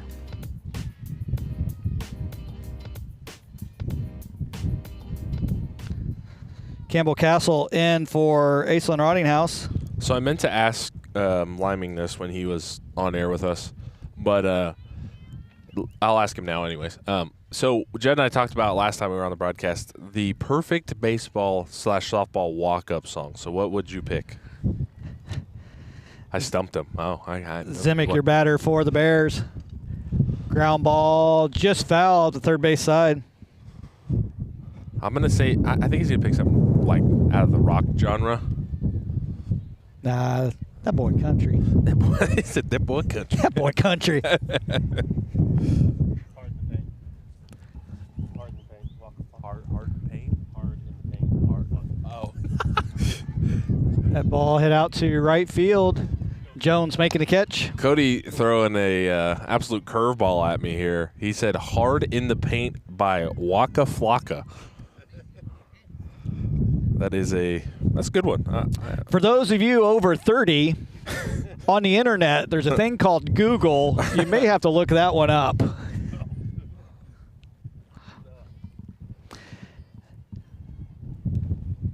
Number 6, Kent, your batter, is an extra hitter right now, your designated player after being replaced in left field by Mayhew. Mustangs 10-1 lead here in the top of the 4th. Isaiah Dobbins, new to the broadcast. That's right. Yeah. Graduation right around the corner. I'm almost done. Counting down the days. So he did not get a chance to see the production breakdown and advertisers per inning. I didn't. So he's used to what we've been doing most of. Oh, nice hit out there.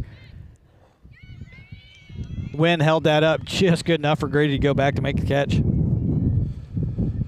But yeah, I do like the how you guys got it kind of narrowed down to a science here.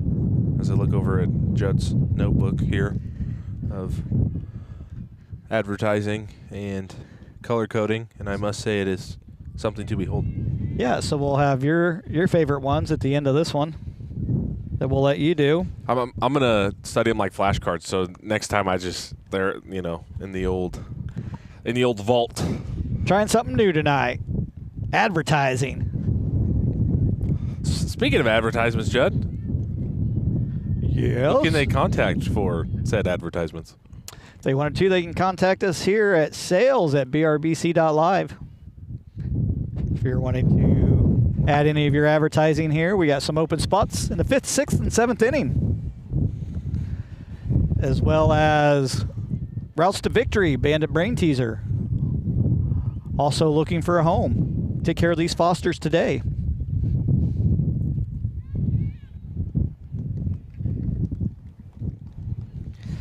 And a strikeout there to end the half of the inning for the Bears. This half inning is going to be brought to you by Roach Media Group, located in St. George, where media work is their true passion and their primary focus. Located in St. George, Kansas, they are your local, friendly, professional photographer with an assortment of packages available for engagements and weddings. They also have packages for professional headshots, senior and family portraits, and more. Providing high-resolution image files or prints taken on location or in their studio, Roach Media Group can also provide professional edits. If you are a realtor, Roach Media Group is your local area expert in real estate photography and videography. Ask about the drone and 360 view camera tours when you reach out to them today at roachmediagroup.com or call 785-979-0527. and also Liming Productions and LP Studios. Founded in 2020, Liming Productions specializes in wedding videography, event videography, and working with corporations and small businesses to create digital media products. Based out of Manhattan, Kansas, they are willing to travel to wherever you need them. Let Liming Productions capture all of your special moments and compile the story you want to watch over and over. See their services and highlights at facebook.com/Liming Productions. If you are looking for a studio space for photography, videography, or any other potential production, contact LP Studios today at 785-236-0535. Liming Productions, capturing stories for life. And we were talking about how Roach Media Group doesn't have a little catchphrase, but earlier I said taking pictures because they last longer. That's good. You know, since everybody says, why don't you take a picture, lasts longer. Contact RMG. That's all you need. It stick? No. So. Okay, all right. Tough crowd. Thomason, your batter, leading off here for the Mustangs in the top or the bottom of the 4th. Hopple Ryder, the pitcher. 3 different pitchers for the Bears tonight, but same kind of approach and concept. Feeling raindrops, but not a cloud overhead.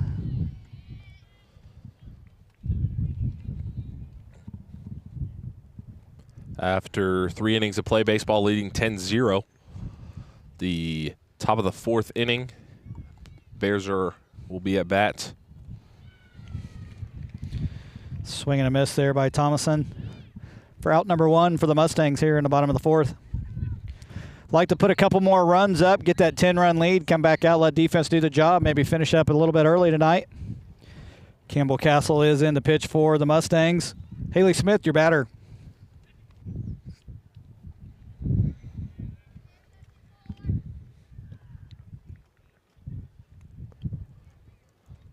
One 0 count here for Smith.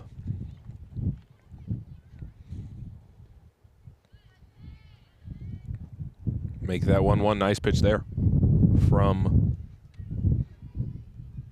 Papa Ryder.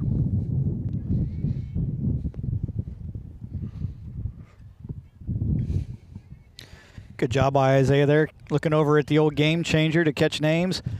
I will say, we had a program earlier. I lost it somewhere, and it was to never be found again. I will say it's nice when the sun goes down and the lights come on, because then we can actually see the tablets. Yeah, for sure. I would say that when I miscount or press the wrong base, that I could blame it on that, but usually it's just me pressing the wrong button. Smith drawing a walk. Couple more pieces of paper down, couple more things out of the pocket not to blow around.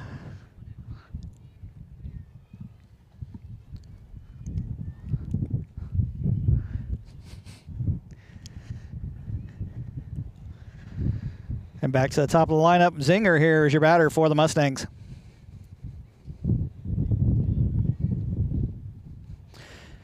Good speed on the bases for the Mustangs and Smith.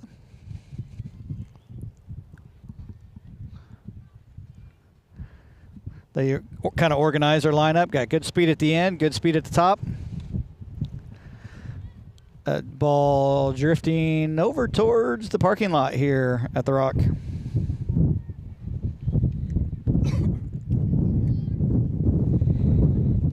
1-1 to count the Zinger.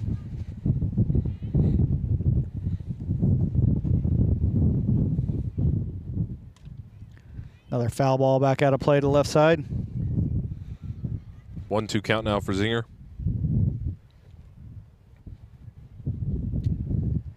So we talked about Tossig Landscape. If you head in there and tell them that the boys from BRB sent you, you'll get a free 6-pack of pansies with the purchase of $30 or more. That's a ground ball right back up the middle. Haley Smith's going to be around. Oh, she's going to hold up right there. Good job by McCann for the Bears getting over to that ball and getting it back in, holding Smith at second.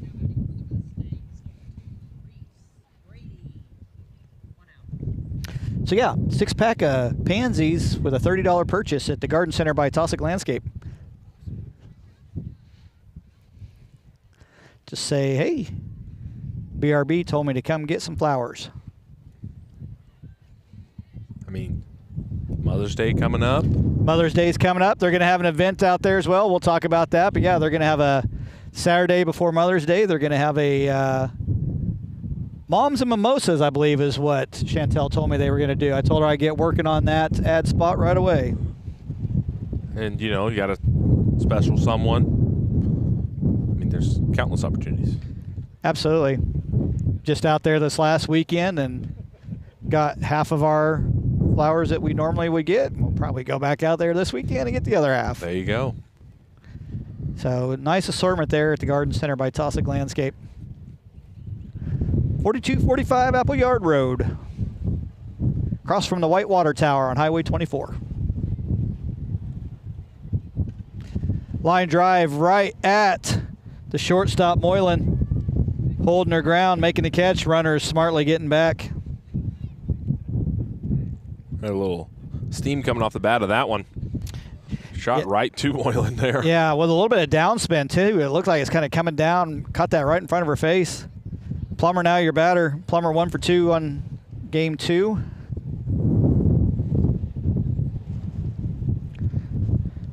Probably really like to get Smith across, runner at second, give him that 10-run lead.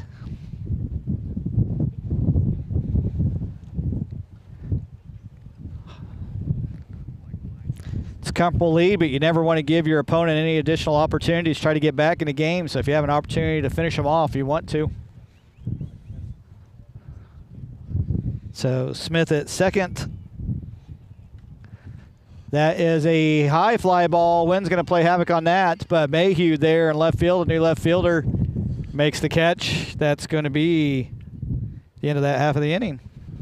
With no win there, Judd, opportunity for home run? Yeah, I don't know. I don't know how much that wind held it up. Could have been. It was hot off the bat for sure. You just really can't tell sometimes when they're hitting that direction. So this half of the inning is going to be brought to you by Backroads Broadcasting.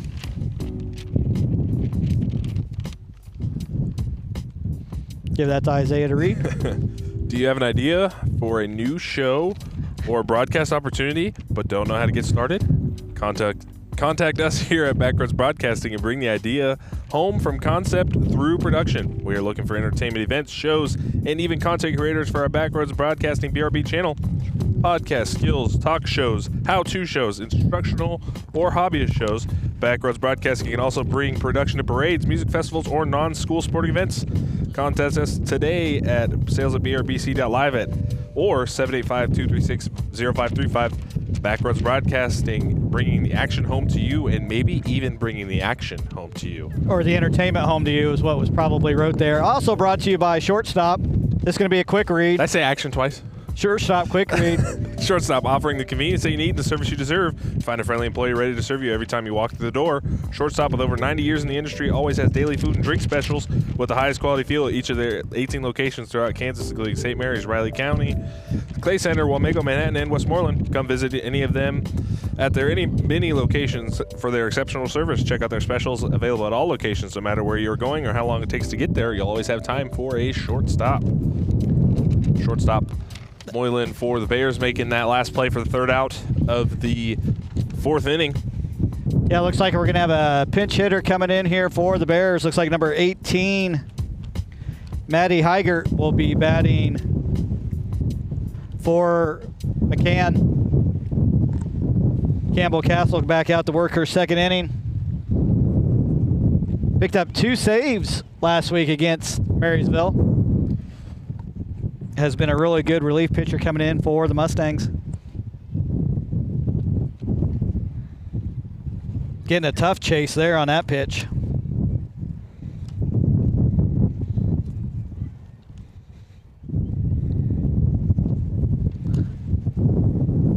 And that's going to be hit by pitch there on Heigert. Campbell Castle, 9 2/3 innings. Had 3 walks, 5 strikeouts, only give up 3 earned runs, picked up 2 saves, but hit batter right there. And looks like we're going to have another. Looks like number 11, Isabel Hurla, going to be batting.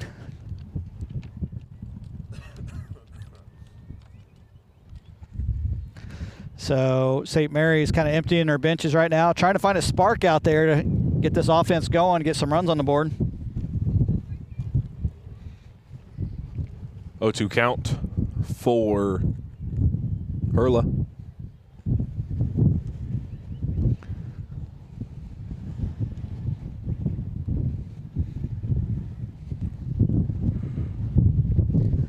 Castle may have rushed that pitch just a little bit, got up into the zone.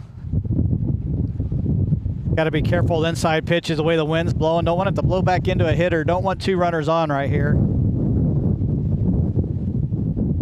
Fires over to first, just out of the hands of McComb. Should be safe at second. Off the Error? Oh, I thought it was. Okay, yeah, that's right. Never mind. Defensive indifference. I thought you were. Nope, that was going to be the key. But yeah, that makes more sense. Yeah, I would probably actually give the error to the thrower Thomason on that. It was an ill-advised throw. Sailed wide, but Campbell right there getting the strikeout on the outside corner, looking there on Hurla. That'll roll it around back to the top of the lineup. Number 7, Pauli. 1 for 2 in game 2. Puts down a nice bunt. Just going to go foul, though.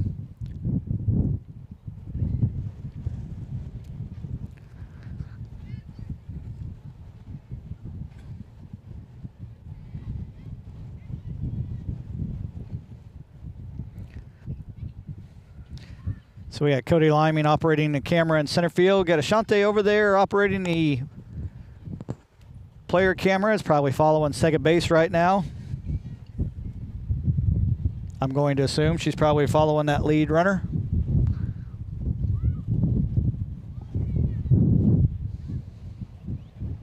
Kind of thought maybe Cody would click over to it so we could see, but he's not wearing headphones, so he can't hear what we're talking about right now. Careful, he might get back on the mic now. Just keep looking at him back there. He's like, what's going on? 2-1 your count. Me. Paulie moving to the right side. Showing bunt, just get the runner over to second. Once they're over at second, switched over to the dominant side to the right side. I got a 2-2 count, trying to drive a ball, trying to drive that runner in from second base. Give a little breathing room in that run rule. It's a high fly ball to right field. That's going to be pushed just foul. Looked like Jones had a bead on it. Just ran out of real estate. If you you own a real estate company and like to Yeah, there it advertise is. with Backroads Broadcasting, contact us at sales@brbc.live.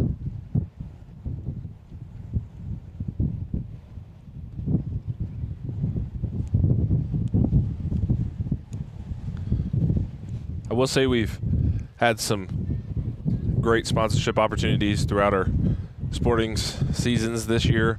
But really, I mean, baseball and softball, there's just countless that you can think of.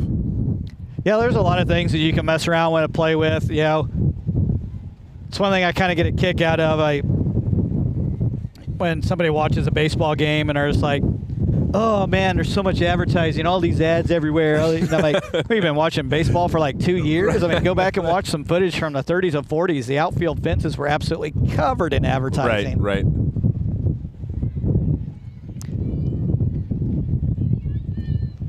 The only difference is now most of the advertising that's around baseball isn't, advertising things that can kill you and cause cancer as much. Yeah. Yep. Lots of alcohol, cigarette ads all over old-time baseball for sure. After 4 innings of play, baseball lead 11-0. As you can see there on the screen, 18, Heigert, your runner on second base, 2 outs here in the top of the 5th. Moylan, the shortstop, is your batter. Campbell Castle in her second inning in relief for the Mustangs came in for Aislinn Rottinghouse in the top of the 4th. That dribbler is going to get by everybody. Good attempt there by Grady. Just.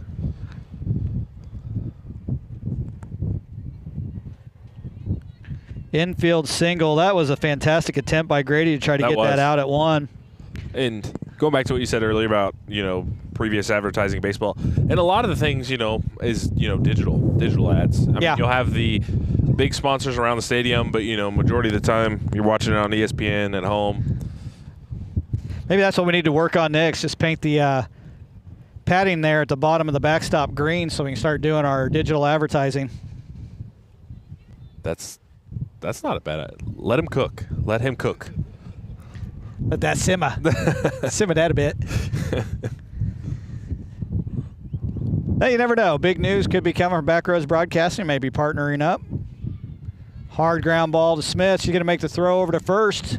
McComb with the catch. Out.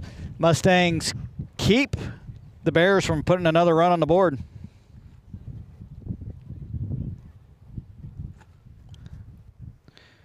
All right, Isaiah, it's time for your favorite thing. Karaoke? Nope. No. It's the 5th inning stretch. All right, everybody, right over left, ready. Take me out to the ball game. Take me out with the crowd. Buy me some peanuts and Cracker Jacks. I don't care if I never get back. Oh, that's root for the home team. If they don't win, it's a shame. For it's 1, 2, 3 strikes. You're out at the old ball game. All right. Had to go with my old-timey scraggly voice on that Good. Skip it out, boo boo. The scat man. That's what it reminded me of. So we're into the 5th inning. You can get advertising with Backroads Broadcasting for half the price for ads 5, 6, 7. Guaranteed, not guaranteed, because they're happening in the 5th, 6th, 7th inning. They're half-price ads that we have available. If you own a detailer or some other kind of business, you don't want to pay full price, and you're okay with your ads maybe not getting set every night, contact us, sales@brbc.live.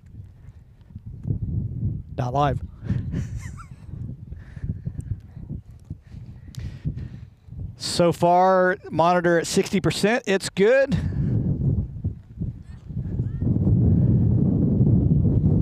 Cody Roach is not enjoying life. He's ready for the game to be done. Mustangs need 1 here to finish the ball game. And throwback to inning ago, Cody Roach giving us our best or his best Mary Poppins impersonation. Saw him back there with an umbrella. Protecting himself from the wind and the rain. Allie Jones, your batter.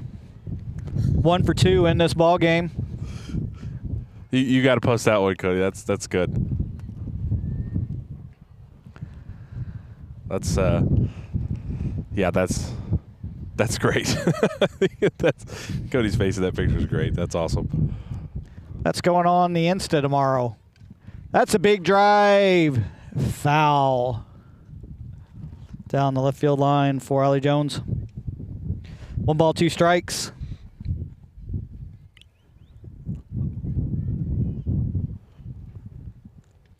Jones with a double earlier in the game. Oh, yeah, when I was crouching underneath the table where the wind wasn't blowing as much. Nice line drive hit there to left field. Mayhew's going to get that back in quickly. Jones is on base with a single. She is your winning run here in the 5th inning for the 10-run rule.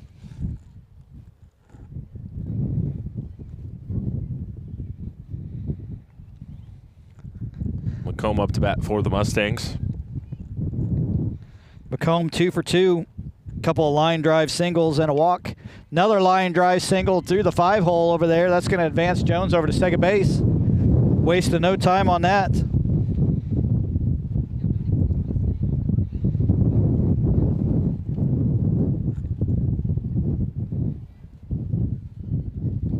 Campbell Castle, your batter, doesn't get many opportunities to bat, but actually had I believe a double last week in one of her at-bats.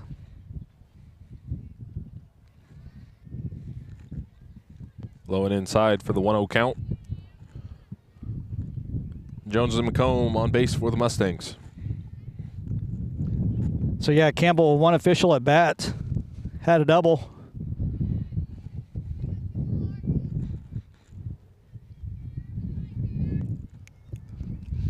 After confirmation with our screen, the actual scoreboard, 2 balls, no strikes.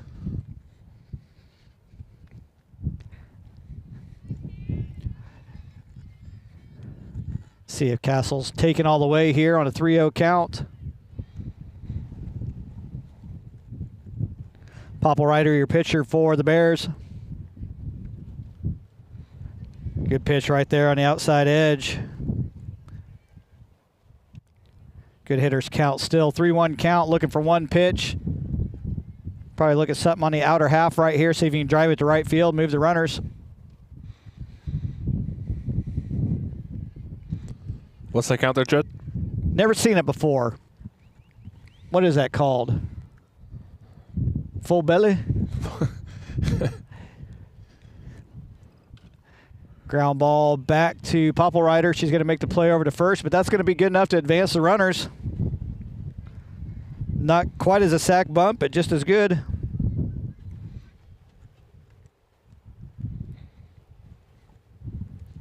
So my favorite call of the night, ground ball to Popple-Ryder over to Sing Dillon for the out. Say that 5 times fast. No, thank you. We're going to have, looks like number 30, Brenna Zeller, is going to come in to pinch hit for Chloe Purvis.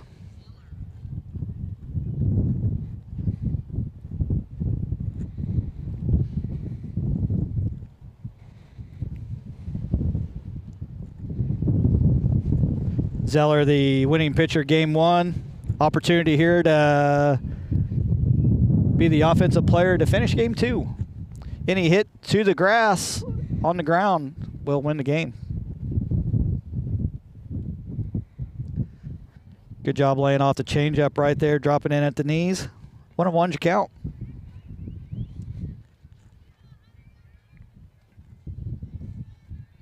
Jones at third, McComb at second.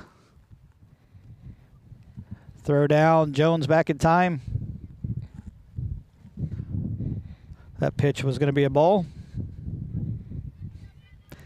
If you had a camera on Isaiah and I, you'd seen us both look at the scoreboard at the exact same time to see what that call was. I look over there quite frequently just to double check. Absolutely. Good hitters count. What is it?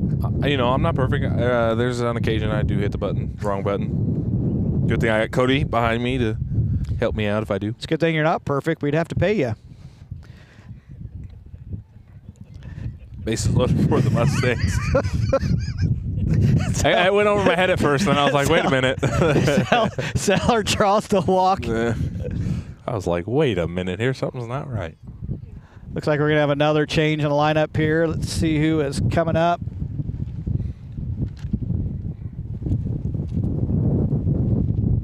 Or we're going to have a runner come in. Looks like Purvis is going to go ahead and come back in on a run for Zeller.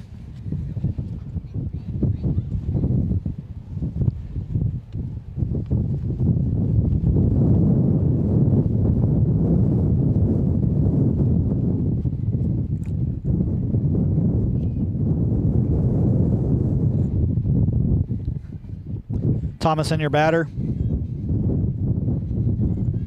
One out. Just looking for a little bit of contact to end this game.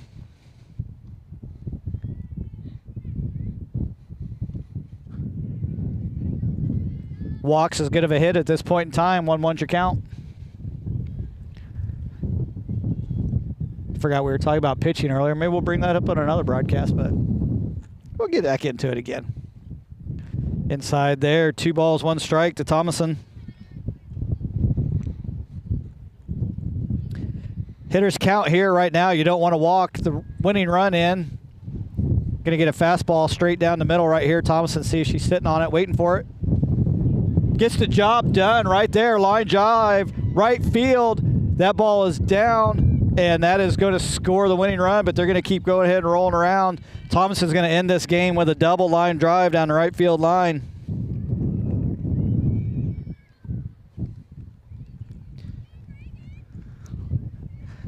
Good job, good hitting right there. Dushy's getting the fastball right down the middle. Hitters count. Saw the pitch she was looking for and drove it. So Mustangs officially put up 2 right there on that double. They're going to win this game on a 10-run rule in the bottom of the 5th inning, 12-1. Your winning pitcher will be Aislinn Rottinghouse. 3 innings pitched. She had 2 hits, 1 run. It was earned, 2 walks, 7 strikeouts. That would be all she would need. Losing pitcher is going to go to Mayhew. 2 innings pitched. She had 7 hits, 9 runs, all of them earned. 5 walks, 2 strikeouts, 1 hit batter. She was eventually relieved by Popplewriter. But Mayhew will get the loss. Rottinghouse will get the win. Mustangs again win both games tonight in the 6th and 5th innings by run rule. We talked about their offense before. They're averaging over 11.5 runs in a game. That average will stay about the same. Sitting at about 3.8 runs allowed per game. That's actually going to drop just a little bit. Mustangs' earned run average has been really good. Not 0.38 good. Right. It's still been good. Still good nonetheless, and I really think for these 2 games, for them to be able to stretch the count and make the most of their possessions at bat. Yeah. I mean, I've never seen as many full counts as we saw tonight, and so we've got to be careful here as Cody Roach is on the camera, creeping it back around over to us. We're probably going to eventually be on, and there we are. I'm going to stand on my tiptoes so nobody realizes, wow, that's just super zoom. Thanks a lot on that. Yeah, so good night for the Mustangs. First sweep of the Bears in a long time. Last couple of years they've been doing splits against the Bears. They've been really wanting to get the sweep. So that's going to move them to 13 wins on the season. So last year they had 11 wins all year. Now they're at 13. Talked about it a little bit on the pregame before you got here. Mustangs now have to respect the fact that teams want to show up to beat them. They have a bullseye on their back. They have 13 wins. They're 13-3 overall. They got a big win over Wamego early in the season. Wamego's first loss of 2 years. Wamego's still beating teams, 5A teams. So, yeah, they're not going to sneak up on anybody this year. They got a couple big games coming up down the road as well. Right, and I think that, I've said it once. I said it during Wamego game, but really, team, battle tested. I mean, they face some adversity and then they come right back and even it up. So they face a great Wamego team and you go out of there 1-1. So really, just limiting damage and being able to come with wins. Yeah, I think the balance of this team, I've talked about it before, I think it's probably one of the best balanced teams I've seen in a while. They've got good pitching. Campbell Castle's come in and done a great job of relief pitching. Sometimes Aislinn Rottinghouse has struggled throwing strikes. Bryn Zeller's been throwing strikes all year. She's been throwing absolute BBs, been doing a great job. The offense is coming alive. It's getting better. The offense needs to keep plugging away, let that pitching, that defense come into its own, because they got to have that pitching, they got to have that defense. Defense was a little bit of a letdown last week at Marysville, but not much of a letdown tonight. They did a good job in the win tonight to get the job done. And really, I think, just takeaways from every game. I mean, the Mustangs really have improved every game. I mean, we've seen it in the batting, we've seen it on their defensive side too. So really, it'll be a fun team to watch down the stretch. Yeah, they've been a fun team already to watch. I'm looking forward. So we actually won't be catching their next game. We'll get to that here in just a second. You got anything to add before we get to our close here, Isaiah? Oh, we got some bright lights. All right. I want to thank our sponsors, especially our fans, for dropping in this evening. Because of your continued support, Backroads Broadcasting, keep bringing this action live and home to you. I want to thank our production team, Cody Lyman, Cody Roach, for their expertise. Did a lot of new graphics tonight, tried some new things. I don't know what we just lost there. I think we just lost our camera. Maybe you can still hear me. Yeah, but I want to thank Shanna Schmidt and the Rock Creek High Journalism students for being part of the broadcast this evening. We had a student, Ashante, over there running the other camera. St. Mary's Bears' next game will be on Thursday, April 18th against the 3A number 1 Silver Lake Eagles.